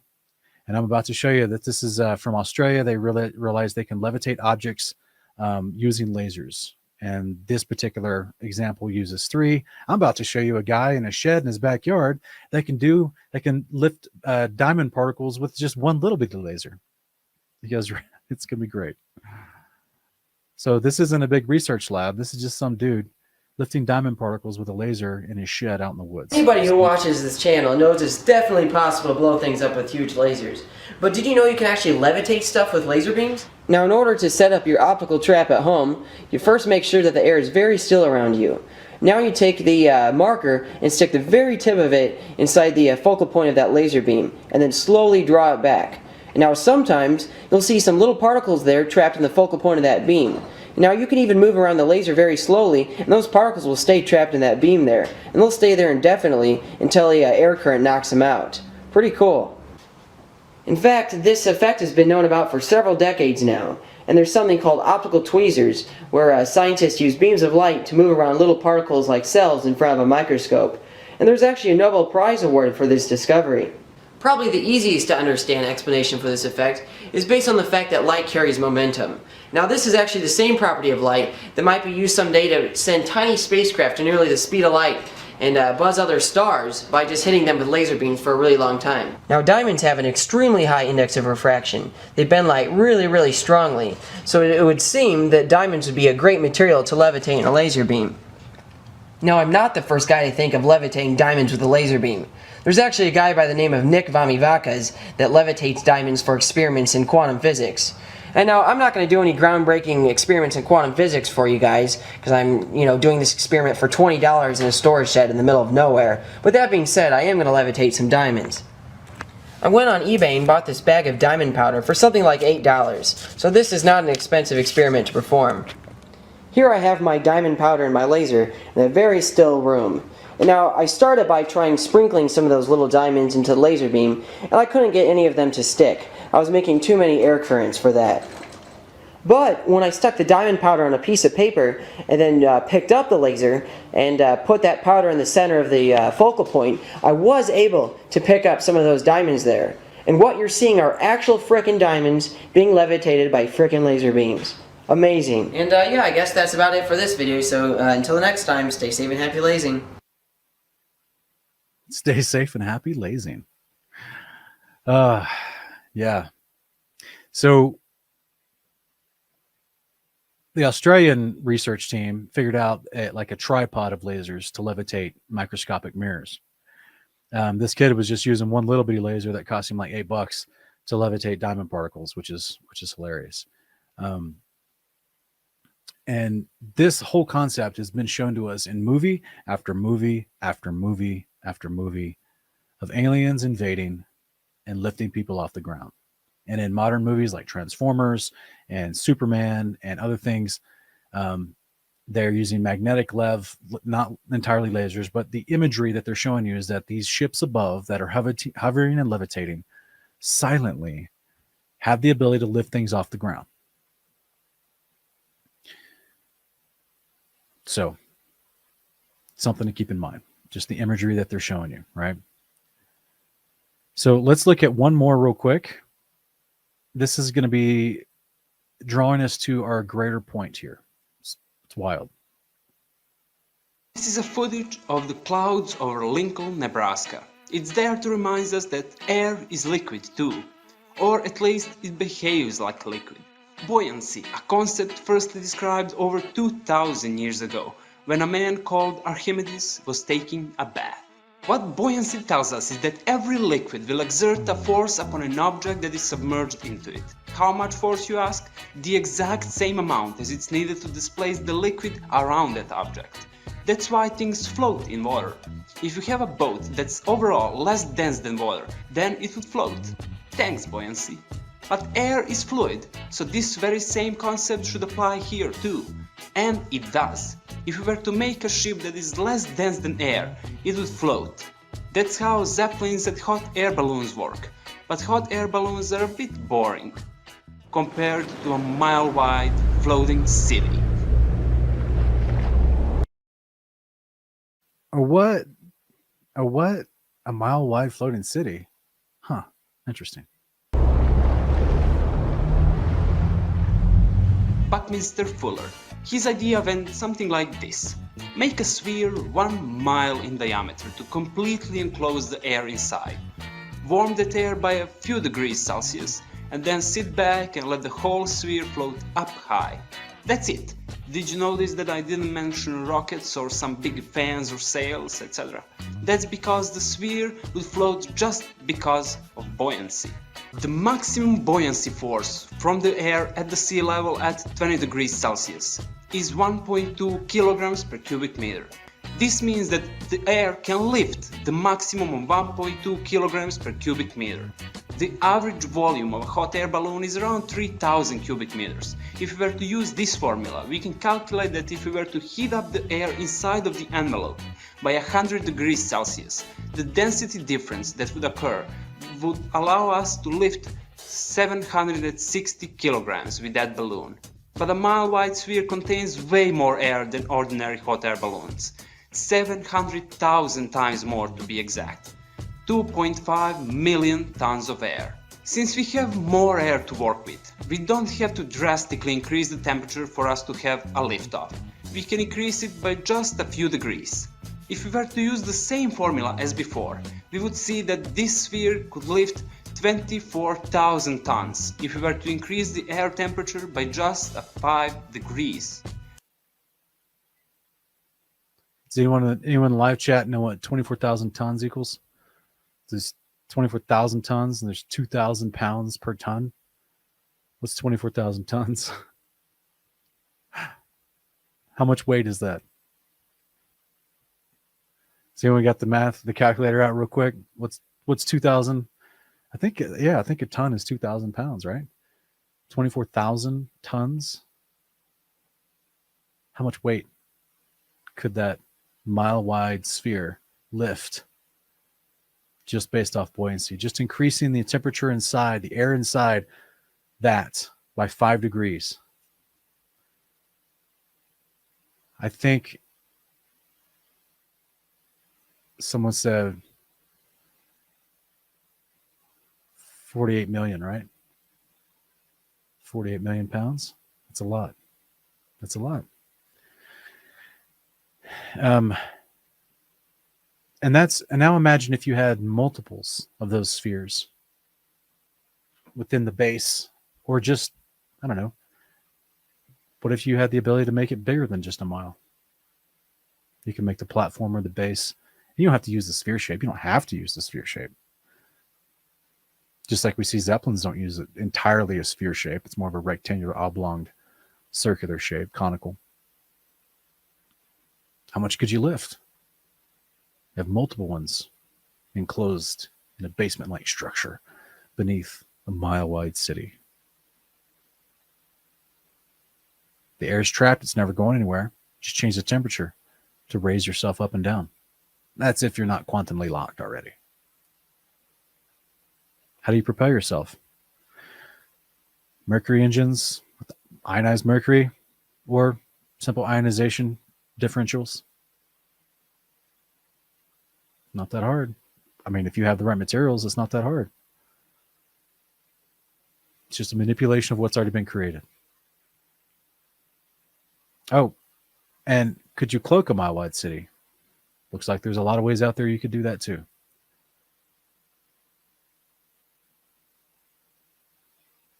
Does it take a lot of energy to heat up that much air, even by a few degrees? Yes, absolutely. It takes a lot of energy. This much energy to be precise. In other words, we would need a 17 megawatt heater to work without stopping over the period of 10 days to heat up that much air by just 5 degrees.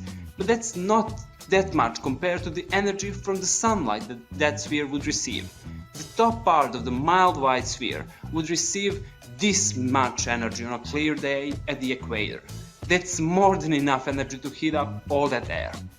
Whether or not this is a feasible idea is out of my knowledge, but nonetheless it's a nice little thought experiment. Imagine that, floating around the globe in a city ship. Imagine that. Imagine that. So Buckminster Fuller, inventor in the 20th century, that was his main idea, or one of his ideas. He also wanted to put an entire dome around Manhattan, by the way, but the city of Manhattan said no. But he invented cars that could get 30 miles per gallon and hold like 18 people. He invented all kinds of unique things. And one of the things that he had a patent for is that sphere that could be built. And the air that the sphere traps as it's enclosed and its exterior structure is completed, change the temperature in that, and then you could levitate that sphere. Crazy, right? Crazy. So the point is, it's not that difficult. Now we're about to jump into some scriptures here in a minute and tie all this together for you.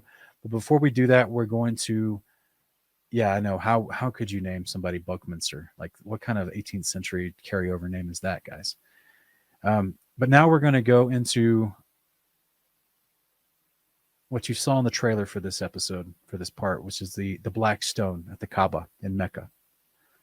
It's actually referred to by those in the Islamic faith as a sacred stone that is a piece of paradise, they claim. I want to stress that. They claim. And it's called the black stone. Now, this silver thing that you see around the black stone is actually an encasement. Apparently, several hundred years ago, there was a war in Saudi Arabia or wherever it was being held, and before it was transferred to Mecca, and it was damaged.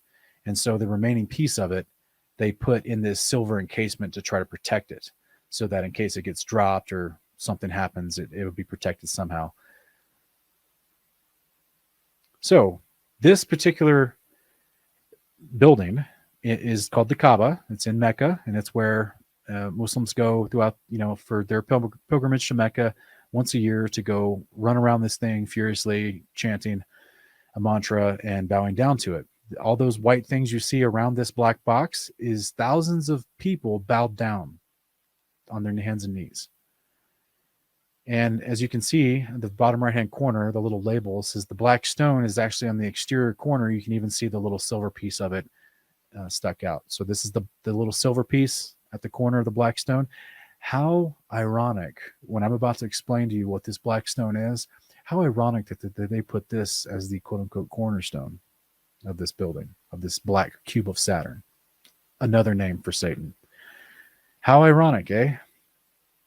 So, as a part of this religion, they run around this thing once a year, praying and bowing down to it in worship, and then they walk around to it trying to touch it. They want to touch the black stone for expiation of sins. I kid you not. They believe that touching the stone will give them expiation of sins, atonement for their sins. So here's the black stone. Here's people guarding it. Here's an up-close view of this black stone. And here's people praying and touching it, making vows to it. They take this seriously, guys. They take this super seriously. But the question is, where did this thing come from? What is this thing? Why do they revere it so much? Why is it protected by the full force of the Islamic nations? Why is it called the sacred stone? Acts 19, 21 through 24. After these things had happened, Paul resolved in the Spirit to go to Jerusalem after he had passed through Macedonia and Achaia. After he had been there, he said, I must see Rome as well. He sent two of his helpers, Timothy and Erastus, to Macedonia, that's northern Greece, while he stayed for a time in the province of Asia, that's modern-day Turkey. About that time, there arose a great disturbance about the way, that's being a disciple of Yeshua. It began with the silversmith named Demetrius, who made silver shrines of Artemis, bringing much business to the craftsmen. Demetrius assembled the craftsmen, along with the workmen in related trades. These are idol makers.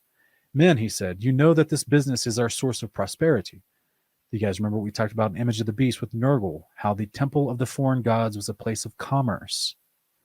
He goes on to say, and you can see and hear that not only in Ephesus, but in nearly the whole province of Asia, Paul has persuaded a great number of people to turn away. Turn away from what? Turn away from their false god worship to worshiping Yahweh through the authority and the priesthood of Yeshua of Nazareth. That's what, then he goes on to say, this Demetrius guy who's stirring up contention against Paul, He goes and says, he says that man-made gods are no gods at all. There is danger not only that our business will fall into disrepute, but also that the temple of the great goddess Artemis will be discredited and her majesty deposed. She who is worshipped by all the province of Asia and the whole world. Guys, what we've been talking about throughout this whole series, that the pantheon, the family of multiple gods worshipped by these different cultures were shared by all the cultures. They just had different names for them because why? After the Tower of Babel, they walked away speaking different languages. But as I show in part 1 of this series, they already were worshiping these false gods before they started building the tower. So when the tower was destroyed, and potentially things associated with it, partially destroyed, the people walked away worshiping the same gods, but calling them different names. Here, Demetrius in what's modern day Turkey, what ancient Ephesus back then. You guys remember New Testament book to the Ephesians? If Ephesus, the dominant pagan god that they worshipped at the time was Artemis. And I'm going to actually go into how much they worshipped Artemis and how it was a huge point of tourism for them. He's worried. He's an idol maker. He makes statues like you see on the right-hand side to Artemis, because in Greek mythology, Artemis was the sister of Apollo. What have we talked about in part 7 of this series? We talked about the Greek god Apollo. The Latin transliteration of his name is found in Revelation 9 as Apollyon, or Abaddon in the Hebrew. We talked about who this character was. He's considered the first beast in Revelation 17:8, the one who came up out of the pit in Revelation 9:1. The one in Revelation 13:7-10, who's given the authority of the dragon, that's Satan, to go out and persecute the saints. This was supposedly his sister, the daughter of Zeus, sister of Apollo. Now, this is in their Greek pantheon of gods. I personally don't, from everything I've shown in this series, don't believe that Zeus or Satan actually took a wife and had kids. I think these people were adopted under him, under their authority, and then in the stories told to the people referred to as family, literal family. But I don't think that's the way it goes, because of what Scripture tells us who Apollo was and where he came from. He was Nimrod, Genesis 10:8. That's his origin. He was called Nimrod in Jubilees chapter 8, verse 6, I believe. He's the one that later became Baal to the Canaanites. He's the one that was Apollo to the Greeks. He was Surya to India, and he was to the Egyptians. He was considered Osiris, and he had a sister wife. Remember, he had a wife. That was his sister. Osiris married his quote sister. Her name, Isis. She's Ashtoreth to the Canaanites. She was Diana or Artemis to the Greeks. You know that modern version of this is that Wonder Woman character. So that's Artemis. That's Diana to the Greeks. So when the men heard this, they were enraged and began shouting, "Great is Artemis of the Ephesians." Soon the whole city was in disarray. They rushed together into the theater, dragging with them Gaius and Aristarchus, Paul's traveling companions from Macedonia. Paul wanted to go before the assembly, but the disciples would not allow him. Even some of Paul's friends, who were officials of the province of Asia, sent word to him, begging him not to venture into the theater. I like this guy, right?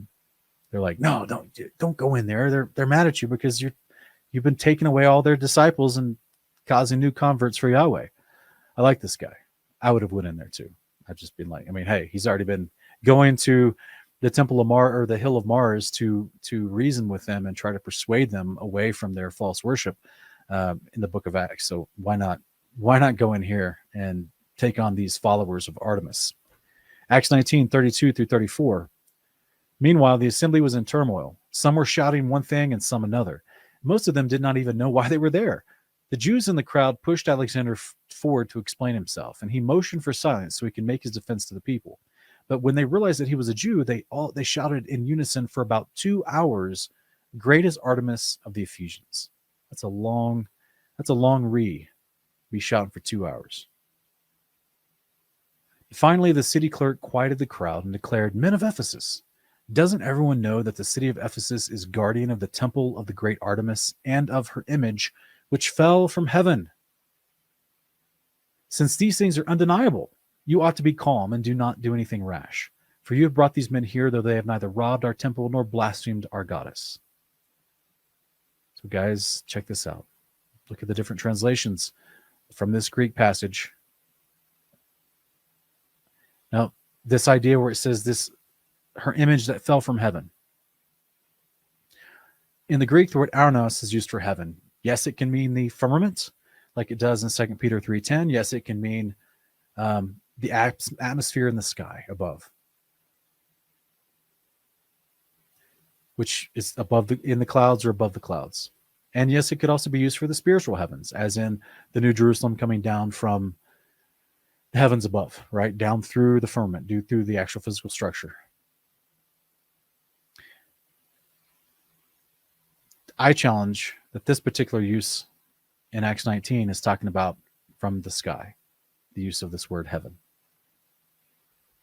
So if we look here in Acts 19:35 in the King James Version, it says, the city of Ephesians is a worshiper of the great goddess Diana and of the image which fell down from Jupiter. So this doesn't even use the word arenos. It just says the image which fell down from Jupiter. That's Zeus. Where? Where's Zeus, according to all these people that believe? He's on Mount Olympus, where in this above the clouds in the sky above, but not above the firmament, just in the sky above them. And they believe that this particular rock fell down from Zeus. It's also the translation, the Young's literal translation of the Greek actually calls it Zeus. We look into what was going on in this city of Ephesus that Paul went into. Guys, I don't know if you realize this or not. I honestly, some of this research I didn't realize until I really started putting it all together, just how much of a hot zone Paul kept walking into every time he went on a missionary journey. This guy was like, you're as you can see from the riot that got started, these are super indoctrinated cult members into these cults of these different gods. The particular cult of Ephesus, worshiping Artemis, was super severe to the point where it became, as I'll read it on here right here, it is actually a huge point of tourism for hundreds of years. For centuries, worshippers of Artemis flocked to the ancient city of Ephesus in present-day Turkey for an annual nativity rite. Young men, known as Koretes, hiked to the summit of Mount Solmosis, beating their spears on their shields and diverting the attention of the Greek goddess Hera from the travails of her daughter Leto as she gave birth to Artemis and Apollo. This is a ritual they were doing. The Hera wasn't actually giving birth at the moment, and this is a ritual they were doing. The Koretes were initiates to whom the mysteries of Artemis were revealed. The Koretes were initiates. They did this every year. They would choose these initiates who would walk up this mountain, beating their spears on their shields, making a ruckus. And when they got to the top, the secrets of Artemis, the mysteries of Artemis, were revealed. After the ceremony, there were feasts with drinking and dancing. This is a big deal for centuries, for approximately 600 years. So from the late 4th century BCE to the middle of the 3rd century AD, Ephesus enjoyed a good run until Rogers says finally, the Koretes quit the big show on top of Mount Solmosos. After nearly 6 centuries, the curtain fell for the last time on the mysteries and the sacrifices. So here on the right-hand side, there's a carving of some of these sacrifices. There's actually a little baby on the ground, guys. People dancing around him with swords out. I don't think it went well for that baby. And there's coins that were minted from this ancient concept from Ephesus here, where they're also celebrating in this ritual with dancing and with their shields and swords. The space station, or the space organizations of the nations, have a new accord that they've all signed on to for peaceful exploration of deep space. And guess what? They call it the Artemis Accords. Just throwing that out there.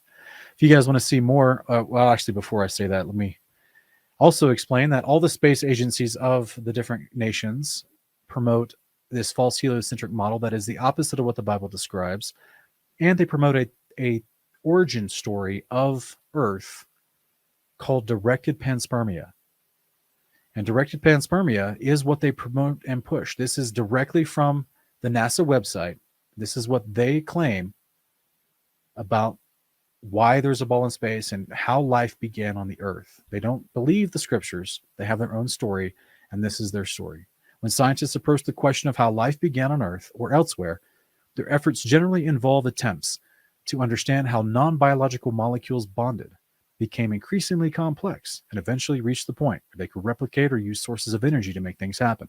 They're, of course, speaking about their theories of evolution, unproven, unseen, undemonstrated nonsense. Ultimately, of course, life needed both.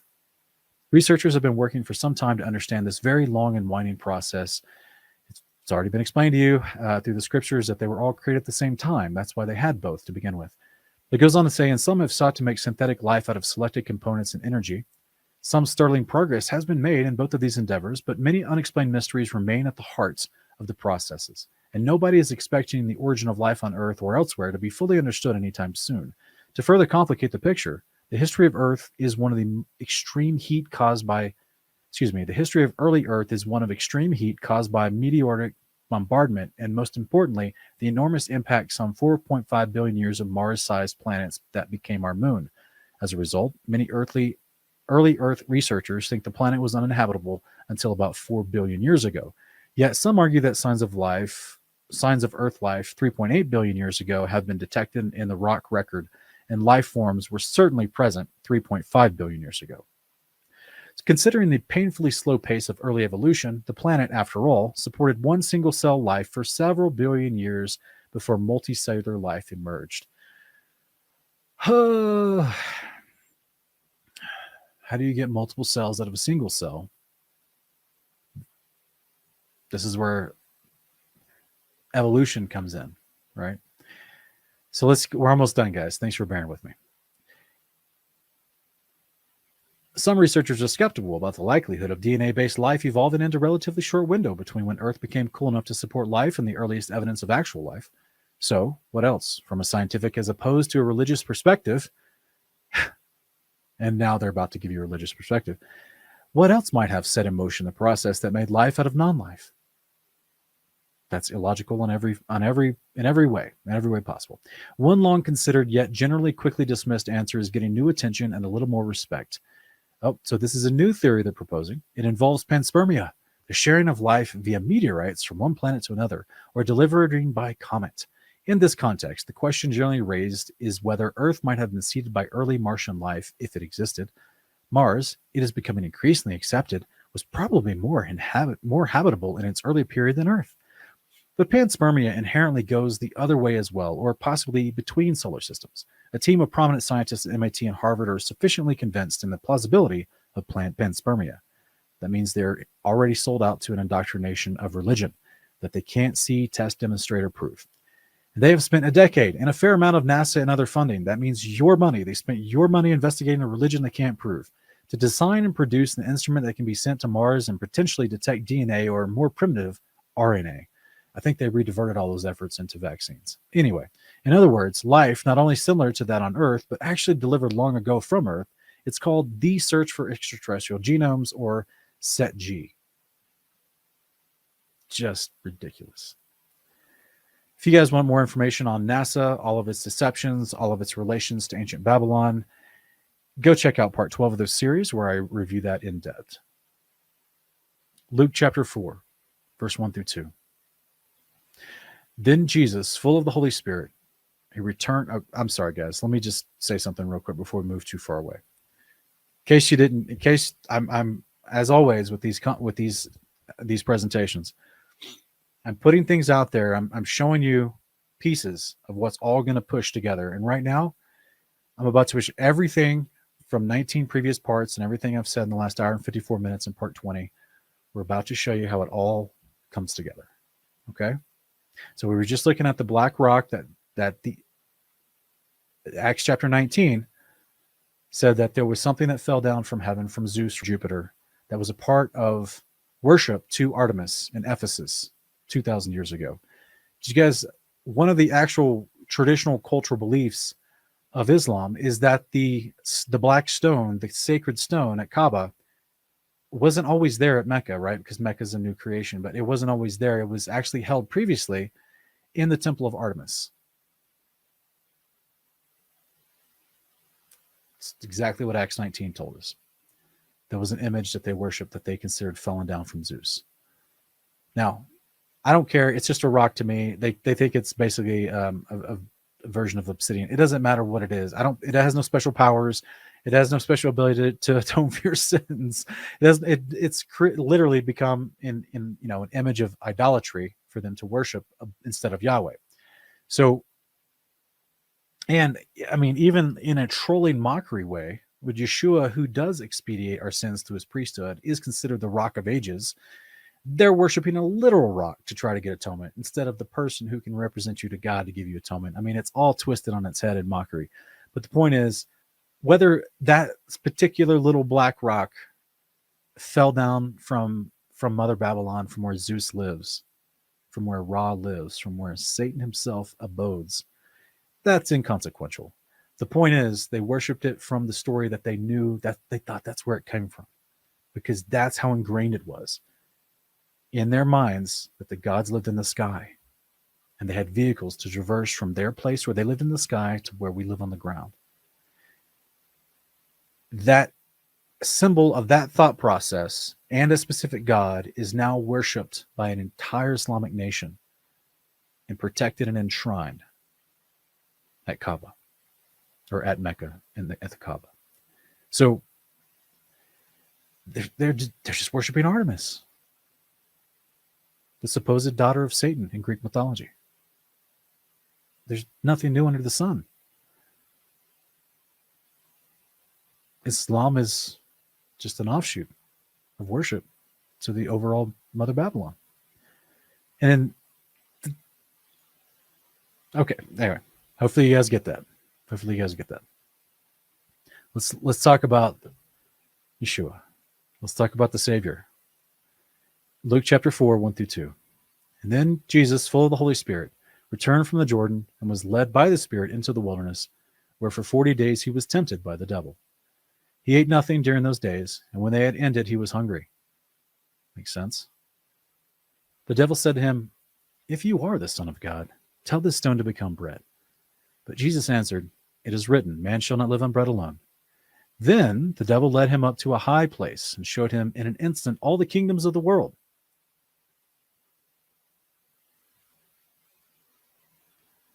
And he says to him, "I will give you authority over all these kingdoms and all their glory." That means their wealth. For he said, "It has been relinquished to me."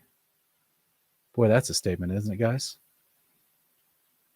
This is Satan right here, the one that Revelation 12:17 says that the one that deceives the whole world. He's now saying that all the kingdoms of the world and their wealth has been relinquished to me. He controls them. And he led him up to a high mountain to see all the kingdoms of the world at once. He says, "I can give it to anyone I wish. So if you wish, if you worship me, it will all be yours." But Jesus answered, "It's written, worship the Lord your God and serve him only." Matthew 4:8's account says it like this. Matthew 4:8-11. Again, the devil took him to a very high mountain and showed him all the kingdoms of the world and their glory. "All this I will give you," he said, "if you will fall down and worship me." "Away from me, Satan," Jesus declared. So Jesus is passing this test. Even on a geocentric, flat, stationary, firmament-enclosed earth, there's no mountain on the earth that you can go to and see all the kingdoms of the earth at once. But if Mother Babylon is what I've been describing to you throughout this whole series, yes, you can. If it's what was described as the home of Zeus, a Mount Olympus, that the earth was spread before it, high above the earth, high above a flat, stationary earth, you could see all the kingdoms of the world at once.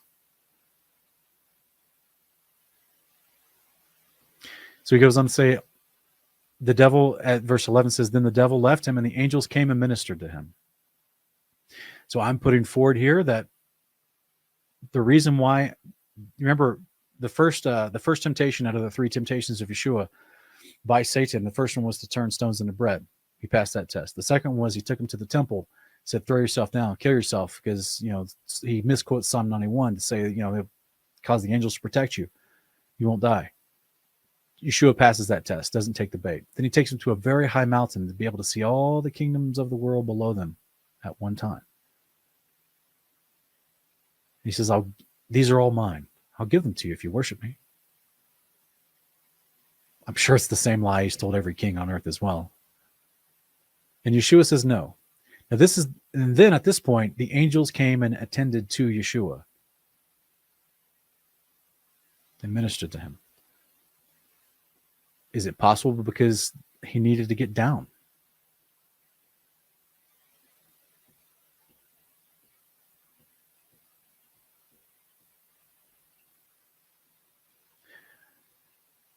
It's been in the Bible the whole time, guys. We just have to know history. We just have to take these words seriously. Luke chapter 10, 17 to 20. The 72 returned with joy and said, Lord, even the demons submit to us in your name. So Yeshua told them, I saw Satan fall like lightning from heaven. Behold, I've given you authority to tread on snakes and scorpions and over all the power of the enemy. Nothing will harm you. Nevertheless, do not rejoice that the spirits submit to you, but rejoice that your names are written in heaven. So I want you guys to think about what's happening here in Luke chapter 10. He sent out the 72 disciples. He says, go into these towns. They'll take you money with you. Go and preach the gospel of the kingdom of God, heal the sick, cure the lame, all that stuff, right? They come back and they're just overjoyed. They had a successful missionary trip into the towns of Samaria. They come back and they're just like, oh my goodness, we had this great time. And even the demons submitted to us in your authority, in your name. Remember Mark chapter 1 when he cast a demon out of the mute person, and all the scribes, Pharisees, and the people sitting around them was like, who has this kind of authority that can do this? No one else that we know can cast out this type of demon. So these disciples are also ecstatic, considering what they were used to, and now Yeshua comes along, and now they have greater power than any other religious leader that they've seen in their lifetime, to be able to take authority over all the demons. And they're excited. Naturally, you would be. And you come back to Yeshua and you're like, we can help people. We can actually help people because of your authority. We can actually help people. They're excited. And Yeshua immediately pops their balloon, so to speak, right? Immediately tries to bring them down to humility. And he says, I saw Satan fall like lightning from heaven. From what? From Aeronaus, the Greek word heaven. It can mean above the firmament. It can mean the firmament itself. Or it could just mean the sky. When did Yeshua see Satan? And I know the story, guys, but based off of the book of Adam and Eve and Christian tradition, that's not in Scripture. People like to say that Satan fell to the earth before the Garden of Eden. That's not in the Scriptures. In fact, we see that's not the case because in Job 1 and 2, he's even going back up to the Father's throne on the seventh layer of the firmament and presenting himself to the Father with the other angels. So what is Yeshua talking about? How did he see him fall like lightning from heaven? It was in the third temptation. When he said, I'll give you all these kingdoms of the earth if you bow down to me. And Yeshua said, get away from me, Satan. Satan ran as fast as lightning. To what? Where can he go if he's on a high mountain? He descended. He fell as fast as possible from the sky, from heaven above, from the place where he took Yeshua. This is after the temptations. This is after a year or two so after he's been discipling his disciples. And he sent them out. They came back. They're excited to have authority over the demons who are subject to Satan, right? Yeshua tells them, that ain't nothing. I spoke to their leader. I saw him fall like lightning from heaven. That's how much authority I have. That's the kind of authority that I've exemplified. What you guys are doing, don't be excited that you got authority over the demons. I've given you this authority, yes. Don't be excited about it because all you need to be excited about is that your names are written in heaven. He didn't want them to get puffed up on this, this excitement. But he exemplified the epitome of authority over the most evil one who controls all the other evil ones below him and made him flee from him as fast as lightning and descend away from him.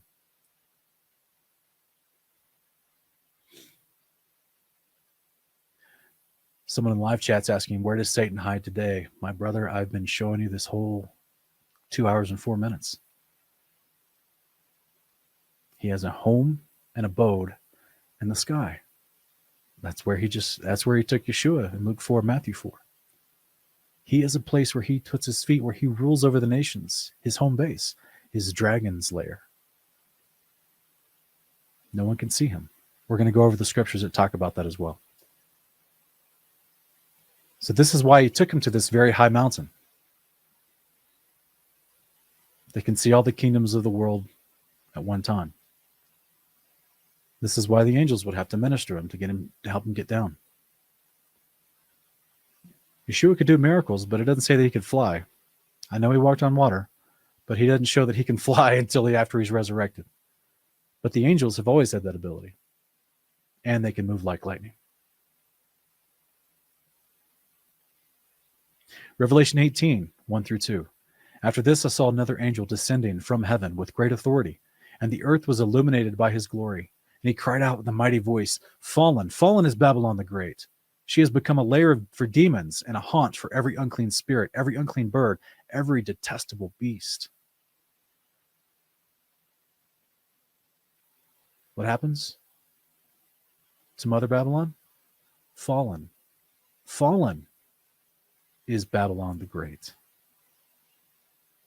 who became a haunt of demons, a lair for every unclean spirit. Those are the people that are subject to Satan. Fallen is the city that those things inhabited. Revelation 18, 3 through 4. This is at the return of the Messiah, or this is close to the return of Messiah. This isn't ancient Babylon from 400 BC that was invaded by the Medo-Persians. This is future. This is prophetic. This definitely wasn't AD 70 either, guys, for the preterists out there. This is future. This is right before close to the return of Yeshua. And I'm going to go over that timeline as well before we end this broadcast. Revelation 18, 3 and 4. All the nations have drunk the wine of the passion of her immorality. The kings of the earth were immoral with her. The merchants of the earth have grown wealthy from the extravagance of her luxury. Then I heard another voice come from heaven say, Come out of her, my people, so that you will not share in her sins or contract any of her plagues. So if this dragon's lair, and we're going to go over this in more depth shortly, the dragon's lair, this is why I say this angel that's warning people, after it's fallen, the one that shouts, it's fallen, then shouts from the sky, from heaven, Come out of her, my people, so that you not share in her sins or contract any of her plagues. That's because those haven't happened yet. Her plagues that come upon all the people that are allegiant to Babylon, we go through those in the trumpet, seal, and bowl judgments. This is at the beginning of the 42 months that kicks off the great tribulation of the earth.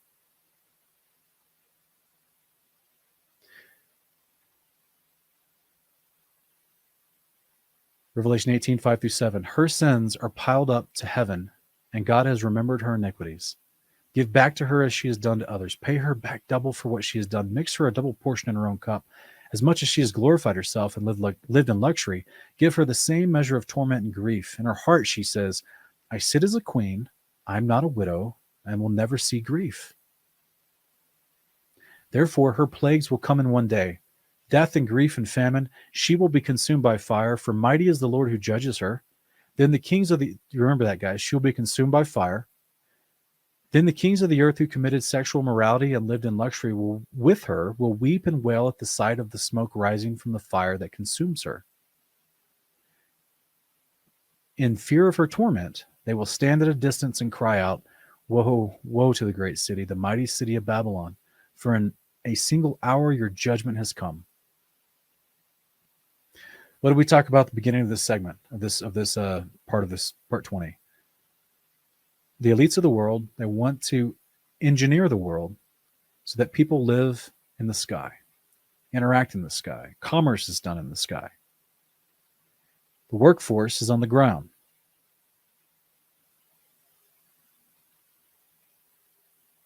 Kings of the earth, those who've been made wealthy with their interaction with Babylon, will stand at a distance when they see that she has fallen, destroyed by fire. And in 1 hour, this judgment comes upon her. In 1 hour. This starts the 42 months leading up to Yeshua. And we're going to get there. We're even going to go to Revelation 12 here shortly. Then a mighty angel picked up a stone the size of a great millstone, and he cast it into the sea. And he says, with such violence, the great city of Babylon will be cast down, never to be seen again.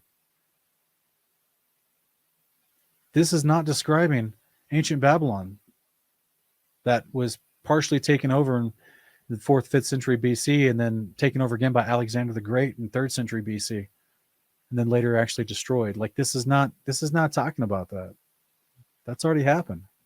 This is another great city of Babylon in the future that's going to be thrown down like a great millstone. And I have here this picture of a millstone, that grinded mill. Huge, cylindrical, circular, circumference shaped rock that would be elevated, that goes in the circumference. This is what a millstone was. And to throw one of these down with great weight, very likely break it. Oh, and by the way, it just so happens to look like the symbol for Ra. The circumference with the dark circle in the middle. I bet that's just a coincidence. So in the vision that John sees in Revelation 18, the angel, a mighty angel, strong, mighty angel, not a regular one, but specifically notated as a strong and mighty angel, takes a huge millstone and casts it into the sea. And he says, like this, Babylon is going to be destroyed. No one in all of history, in all of agricultural history, no one took a millstone from a place where they would grind mill, take it to the sea and throw it in the sea. No reason for that, and it was super heavy.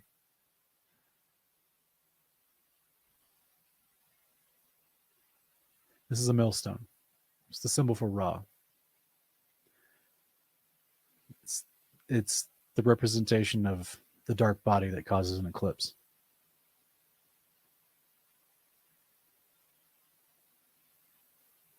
Revelation 18:21, a mighty angel picked up a stone the size of a great millstone, cast in the sea, saying, with such violence, the great city of Babylon will be cast down, never to be seen again.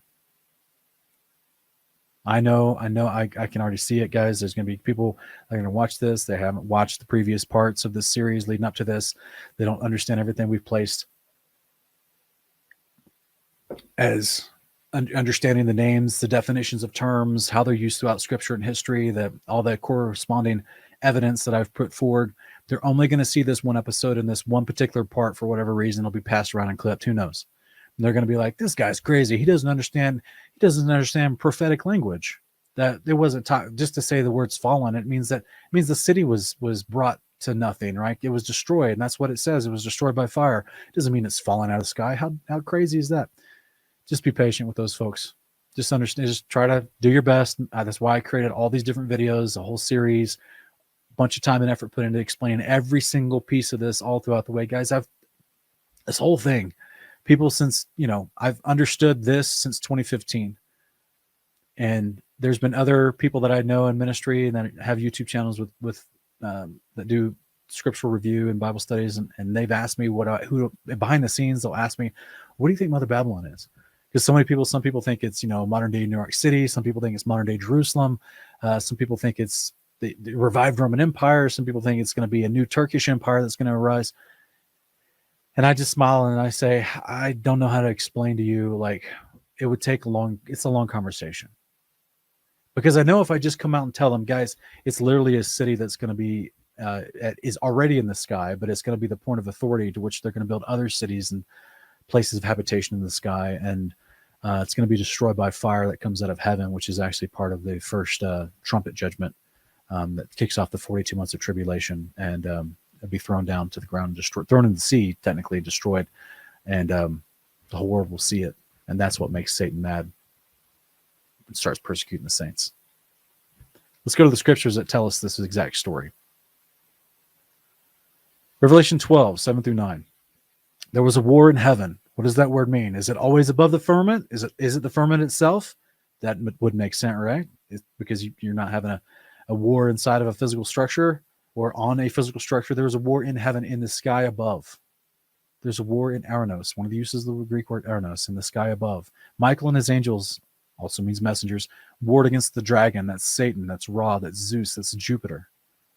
Warred against the dragon and his angels. And he did not have the strength, nor was found a place for them any longer in heaven. Guys, the wording is the same in all the Greek texts. And thank you, Abraham Sewell, for sending me a recent Indian Hebrew translated text.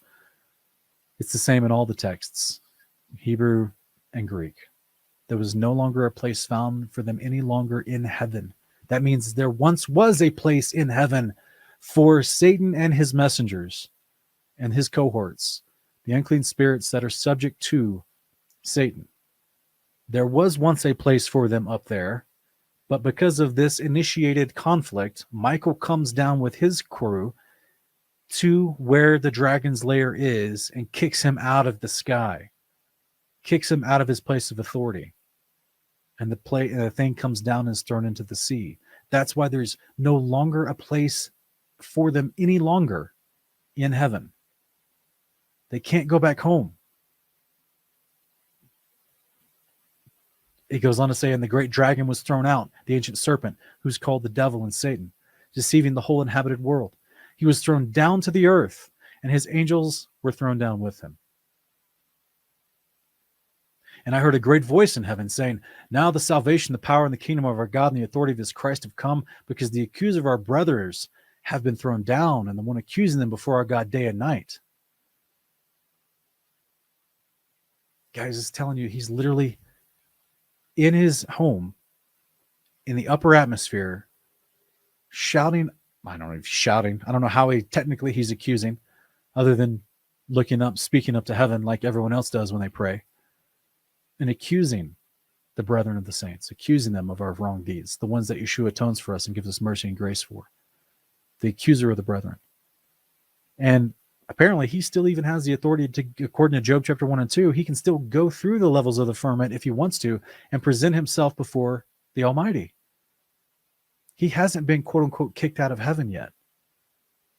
He's been literally living within our enclosed reality, high above us in the sky, overseeing all of us, because he governs the corrupt, wicked rulers of the earth. He is, guys, the Eye of Ra, who oversees all the ventures of the corrupt nations. That's why in all the Egyptian hieroglyphs and all the Egyptian iconography that I showed you, the Eye of Ra is always at the top. You remember when we reviewed the masonry, and I think it was part 17. We reviewed the black sun and how it's a part of some of the mason aprons and some of the mason painting. I can't remember the structures they call them, but picture boards or whatever they call them in masonry. And how there was a sun and a moon, and there's the pillars and the balls on top of the pillars. And then at the back, there's the Eye of Ra at the top that sees down over everything. His home is the Eye of Ra. His home is what causes the eclipses, the solar eclipses. His home is what all the spheres across the earth represents and pays homage to. His home is still up there. But there will be a day when Michael shows up with some angels, just like angels show up all throughout the scriptures at the time that the Father says go, that the sin on the Amorites is full. I'm going to go judge them now. The sin, Genesis 18, the sin of the 5 cities of the plain of Sodom and Gomorrah is full. I'm going to go judge them now. And he sends angels to do something. This is, I think it's Isaiah 37. The angel that sent when Sennacherib is threatening with 184,000 Assyrians to besiege Jerusalem, and one angel comes down at the appointed time and takes out all those people. This is an appointed time that kicks off the 42 months of Revelation as a part of the first 4 trumpet blasts, because the 5th trumpet doesn't happen until the 5th trumpet tells you that the pit's opened up, the beast comes out, and that starts the 42-month reign of the beast under the authority of Satan. But what does it tell you in this passage right here? Revelation 12, 11 through 12. And they have overcome him by the reason of the blood of the Lamb, and by the reason of the word of their testimony. They have not loved their life unto death. Rejoice because of this, O heavens, and those dwelling in them. Woe to the earth and the sea, because the devil has come down to you, having great fury, knowing that he has a short time. He only has 42 months to reign. He only has a short time. Then the second angel, this is Revelation 8. We're going to talk about real quick some of the trumpet judgments, right? That happens at the beginning of the 42 months of the tribulation. Revelation 8, 8 through 9. The second angel sounded his trumpet, and something like a great mountain burning with fire was thrown into the sea. What do we read in Revelation 18? About the great city of Babylon that was thrown down and burning with fire. And the smoke of her burning rose, and everyone could see it from a distance, and they mourned because their livelihood, their economy was destroyed. A third of the sea turned to blood, a third of the living creatures in the sea died, a third of the ships were destroyed. This is a big impact. That's right, Abraham. This is why he's called the Prince of the Power of the Air. Guys, thank you for your super chats. I'm sorry I can't get to them all right now. Yeah, I appreciate you guys' super chats. Thank you so much, Stellar. And Quipstad, thank you. As you can see on screen, is it just a coincidence that in one of the recent Star Wars movies, this very thing that is representative of the Eye of Ra, of Mother Babylon, that rules the empire, the point of the seat of the throne of the ruler of the empire, is it any coincidence that one of them that gets destroyed actually falls into the sea? And they go up to it in this in one of these movies. It just could be a coincidence. Revelation 8, 7 through 9. The first angel sounded his trumpet. Hail and fire mixed with blood were hurled down upon the earth. A third of the earth was burned up, along with a third of the trees and all the green grass. Then the second angel sounded his trumpet, and something like a great mountain burning with fire was thrown into the sea. What caught it on fire? The first trumpet. And therefore a third of the sea turned to blood, a third of the living creatures in the sea died, a third of the ships were destroyed. Verse 10 and 11. The third angel sounded his trumpet, and a great star burning like a torch fell from heaven and landed on a third of the rivers and on the springs of the water. And the name of the star is Wormwood. A third of the waters turned bitter like wormwood oil, and many people died from the bitter waters. A lot of people ask me, what is this wormwood thing? What is this star thing? I personally think this is something I can't prove, guys. This is why I just want to be very clear that of all the things I've been trying to show evidence of, both in scriptures and science and history, this is one thing with the wormwood and the oil that I have speculation on, but I haven't found good evidence to prove it. It's not mentioned anywhere else in scripture, but it would be what the ancient Indians, in addition to what they talked about being the decapitated head of Rahu, being what I just referred to as Mother Babylon, but also they had some other dark spheres up there that were put up there by the powers of the gods. And it's possible that one of these also falls to the ground as well.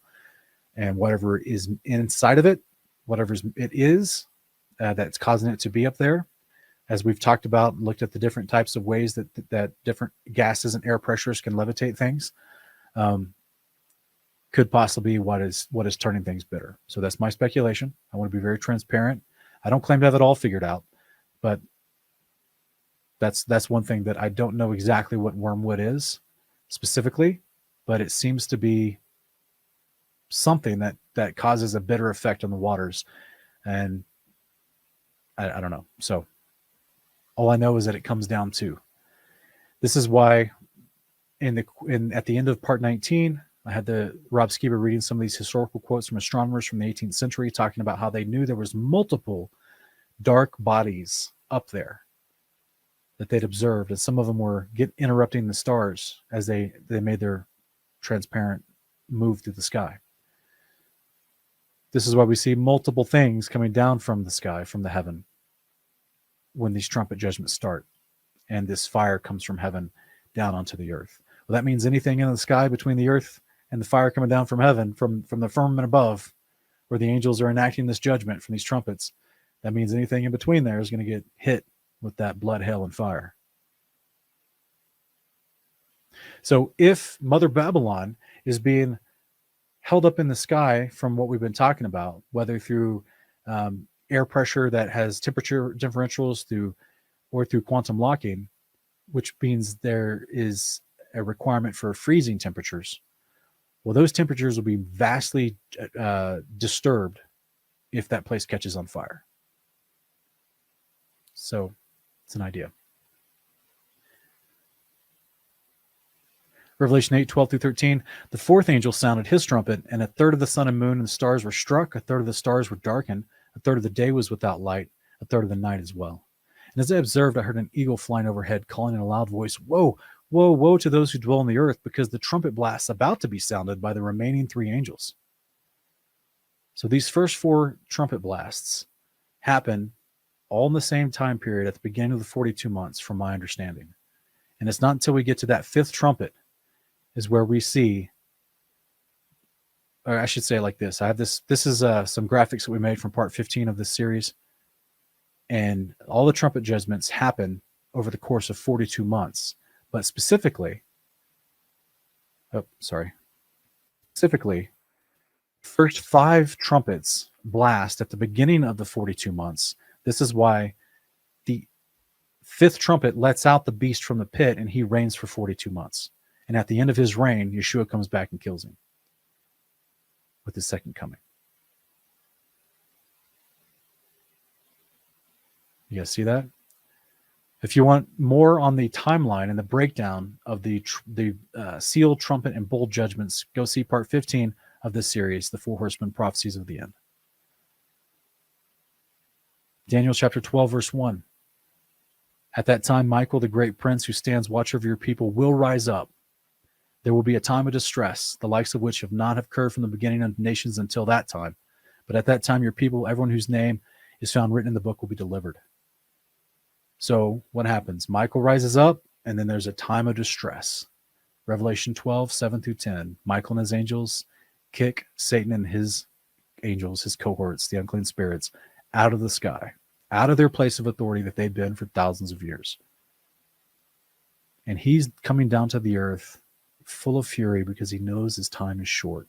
He knows he only has 42 months. That's why it says in Revelation 13, it was granted him a period of 42 months to persecute the saints. That's all he's got. He's got to do whatever plans he's got for that last 42 months, that 3.5 years. He's going to go full tilt. Does he know the day or the hour from which he's going to be kicked out of Mother Babylon and that'll be destroyed, and he can no longer hang out in the sky? Because think about this, guys. Think about this for 1 minute.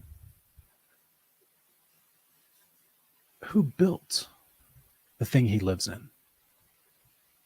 Does Satan come down to the earth and just open up? Does he go into Home Depot and just get a bunch of materials and start going building something? The Tower of Babel. The Tower of Babel. Like I stressed from part 1, from the very beginning, over and over and over, I would say they built a city and a tower. And I tried to infer multiple times. There's multiple things were being built. It's not just about the tower. Yes, the tower was for them to, like a big ladder, to get armies up to the firmament so they could try to get through the firmament and attack God and remove his seat of authority. I just doubt they knew how big the firmament was. But who's with them this whole time?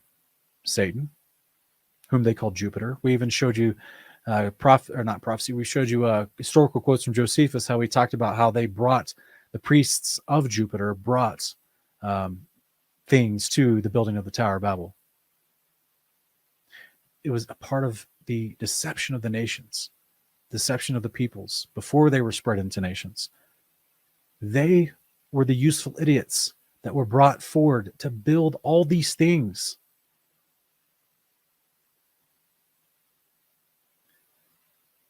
So the reason I say that is because this sphere, that's Mother Babylon, has the ability to, that we've read, easily has the ability to levitate, hover, move, be in a circumference, geosynchronous type of orbit, if you would not. That's the horrible wording.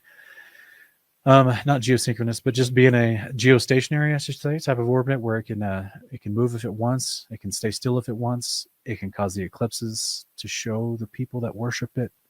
It's still there. It was built by man.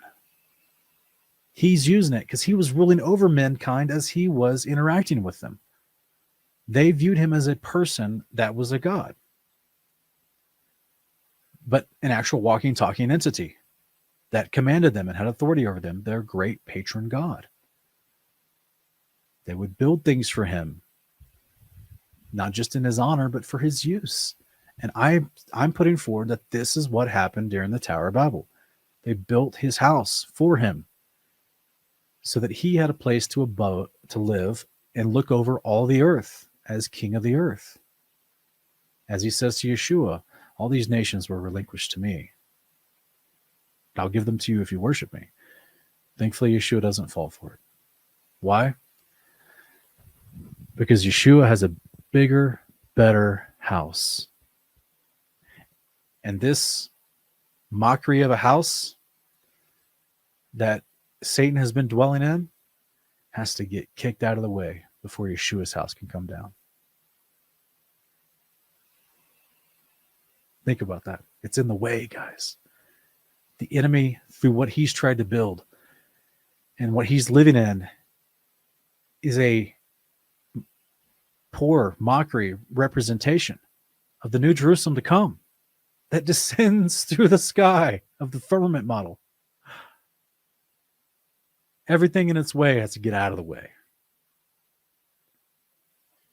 He has literally this whole time been mimicking what the scriptures describe our future to be, where he wants to reign on high on a mountain, Mount Olympus, high above the earth, and reign over mankind. That's Yeshua's job. That's going to be fulfilled once the New Jerusalem descends through the sky as a levitating, floating city slowly descending to the ground, to which the tallest mountain inside this 1,500-mile tall home of the New Jerusalem, there's a tall mountain inside there, and at the top of that mountain is Yeshua's throne, according to Enoch chapter 24. Satan wanted to put his throne among the stars. Yeshua's throne will already be promised to be among the stars. He'll be at the top of the highest mountain in the city of Zion. Yeshua will have the utter perfection of fulfillment, whereas Satan has mimicked in such a poor, lackluster, fearful, and cowering version of this seat of authority. He's hiding from the people because they'll see through him. Yeshua shows his glory to the nations because they will love and praise him.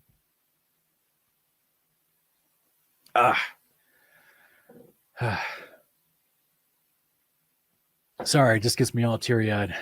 Hang on. I've got a new thing I'm going to be doing here for anytime I get teared up here on the show, talking about the goodness of God or our Messiah or the kingdom to come. I said, man, I told my wife, I was like, I can't use Kleenex, right? Because that makes you look soft. So instead I was like, I got a manly way I can wipe my tears. So I just use my sword so I can just kind of just wipe my tears with my sword. Guys,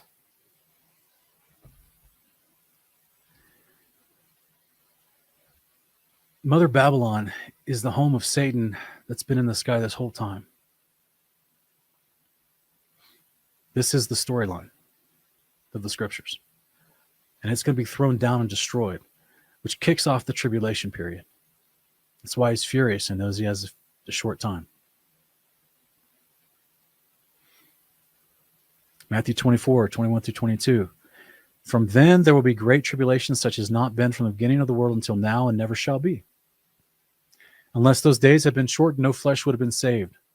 Why isn't Satan, who is clearly superior in his body because he's an angel, why doesn't he just ran through and killed everybody? You see, angels can do that. Isaiah 37, the angel that destroyed 185,000 Assyrians in one night. Take him a month, go through the whole earth, kill everything. He doesn't have the authority to do that. He does have the authority to deceive and subjugate people. He's going to try to do that because he's furious when he loses his house, his seat, his throne, his ultimate throne of authority he's had this whole time. The only place of repose and comfort that he has on this earth in the entire creation model. He doesn't live in hell. He doesn't live in Sheol below. He literally lives in the sky above. That's what's been said for ages. All throughout the Bible, the Hebrews believed this. All the nations around them understood and believed this. This is the story of the scriptures. Revelation 7:14. We know there's going to be a great tribulation because these are the people who've washed their robes and come out of that great tribulation at the resurrection. Revelation 7:14. From all the different nations. So we understand that there is the reason why I'm saying this is to show you the timing. Because many people might say, well, wait a minute, but how do you know this doesn't happen like when Yeshua comes back? How do you know it doesn't happen? Because there's tribulation happens after that. That's why he's full of fury. That's why he has time left, but not a lot. Got a short amount of time. He knows his time is short. If he was happening the exact day that the firmament rolled open and Yeshua came down through with the angels, Matthew 24:29-31, he's got less than a day to persecute people. He can't go across the world and persecute them for 42 months in a day. This is what actually kicks off the tribulation. From my understanding, is the actual throwing down as an incredible sign to the entire world. God exacts judgment on this thing, on him, his seat of power. How is this going to be played off to the world? That's why I've been showing you this alien narrative that's been built on a heliocentric model for hundreds of years. The mother Babylon is thrown to the ground in judgment, burning in fire. Decades in the future, after the world has already come to a place where they're used to things living in the sky, he'll be the panspermia. He'll be what's passed off over all the nations of the earth, who deceives the whole world. He'll be the origin that has come back to help us. Oh, and by the way, yeah, his earth ship, his mothership that he lives in, yeah, we all live in the sky too, so it's not a big deal anymore. In fact, we can commerce and come and go to his great temple and worship him, all that kind of stuff. This will be the deception they'll tell people, in my understanding, from what they're planning, from everything I've been showing you, from what's possible with physics we've never been taught before, that they're now revealing to the masses. He'll be the origin of life on the earth, according to their false theology. And he'll impress everybody because they'll see he's got this floating mountain of land that he lives on, this incredible ship, a sphere, just like in all the movies that show us this massive sphere, all the video games that have this sphere that's coming to Earth. It's been put into the propaganda for decades. So how will they play this off? Very easily. The bad aliens came, destroyed Mother Babylon, threw it to the earth, disrupted the entire economy of the earth. This is why they have to enforce the mark of the beast, so they can control the economy again, control the people, because they realized that point of authority was thrown down. Why? People will of course, they'll still be believers on the earth. And this is obviously when the Revelation 11 happens, the 42 months of the two witnesses start, and they're going to come shouting the truth. The kingdom of God is coming. Mother Babylon was destroyed because it's the home of Satan. It's evil. It's not good. It's leading you in deception. Repent. The kingdom of heaven's coming. The mighty Messiah, Yeshua, is coming. The truth is coming. You've been living a lie. That's why they come out. They're going to be disrupting things, because the enemy, they're the counter to Satan and the beast trying to come out and enforce their will on the people in such a violent manner that's never been done before. It's normally been done throughout this whole time through illusions and trickery, magic, sorcery, deception. But there comes a time when he loses his seat of authority and in shame has no place to go, and in fury comes after the people of the earth.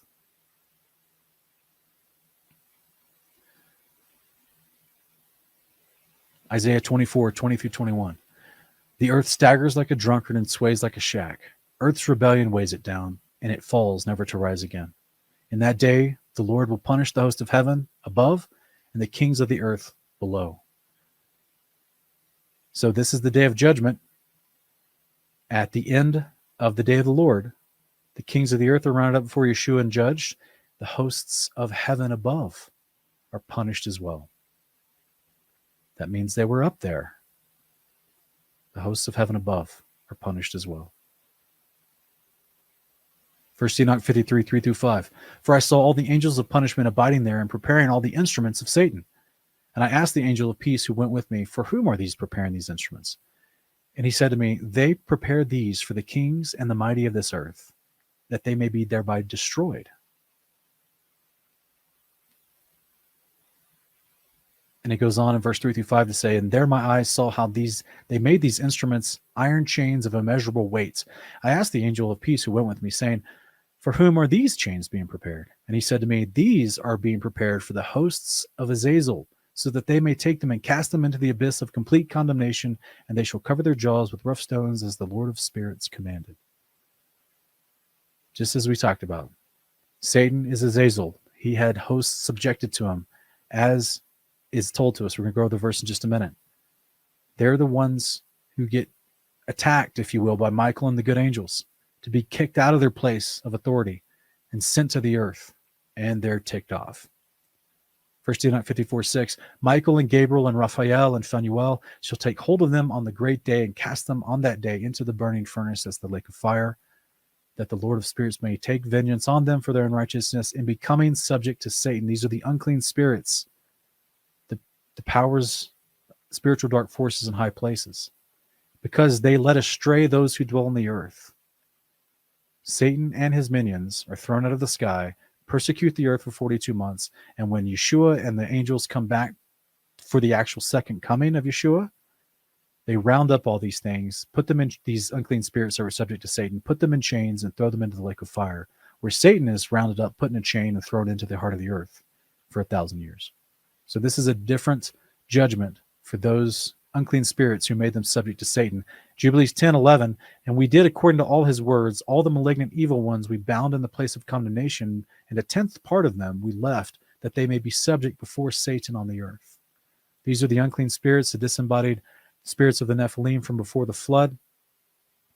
The angels rounded up 90% of them after the flood and put them into part of Sheol. The other tenth was left to become subject to Satan. And they willfully chose to be subject to Satan. I think that's why they were the ones left. The other 90% didn't want to be. These willfully chose to be subject to Satan, from my understanding. This is why they're punished with the being thrown in the lake of fire and being spoken of as they are, as because they became subject to Satan. I believe the other 90% are going to be thrown in the lake of fire too. Don't get me wrong. I just think they didn't want to do all this, that being subject to Satan and continue deceiving mankind. Ephesians chapter 6, verse 12, famous passage. For our struggle is not against flesh and blood, but against the rulers, against the authorities, against the powers of this world's darkness, and against the spiritual forces of evil in the heavenly realms. Look at this, guys. In the heavenly realms. This is that word aranos in the Greek again. The word heavenly. The word aranos. Or is it? It is. But what's it talking about? Against the powers of this world's darkness. Let's break down this word powers used in the Greek in this. Here's the word aranos, like we talked about. It doesn't have to mean above the firmament. It could mean in the sky. But this is the word that's used for the powers of the world, of the kretio, of the cosmos. And this is a Greek word specifically referring to Satan and his demons influencing the lives of worldly people. That's what it means to the powers, the cosmos. Is that a coincidence? That cosmic powers, the fake alien concept perpetrated on the back of heliocentricity, the cosmos, that word actually in the Greek, original Greek, means Satan and his demons influencing the lives of worldly people. Chapter 26, 1-6.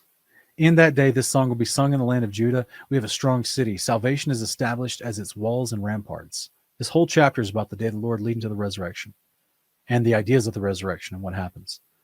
Open the gates so a righteous nation may enter, one that remains faithful. That is the resurrected saints that verses 19-20 describe in this chapter. Open the gates so that a righteous nation may enter.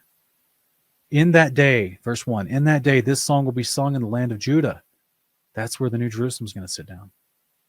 We have a strong city, that's Zion. Salvation is established as its walls and ramparts, that's Zion.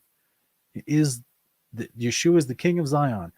The city of God, the kingdom of our Lord, comes down, and it becomes a resource, a physical food and water resource of salvation for the nations to come to, because the world's been destroyed at this point.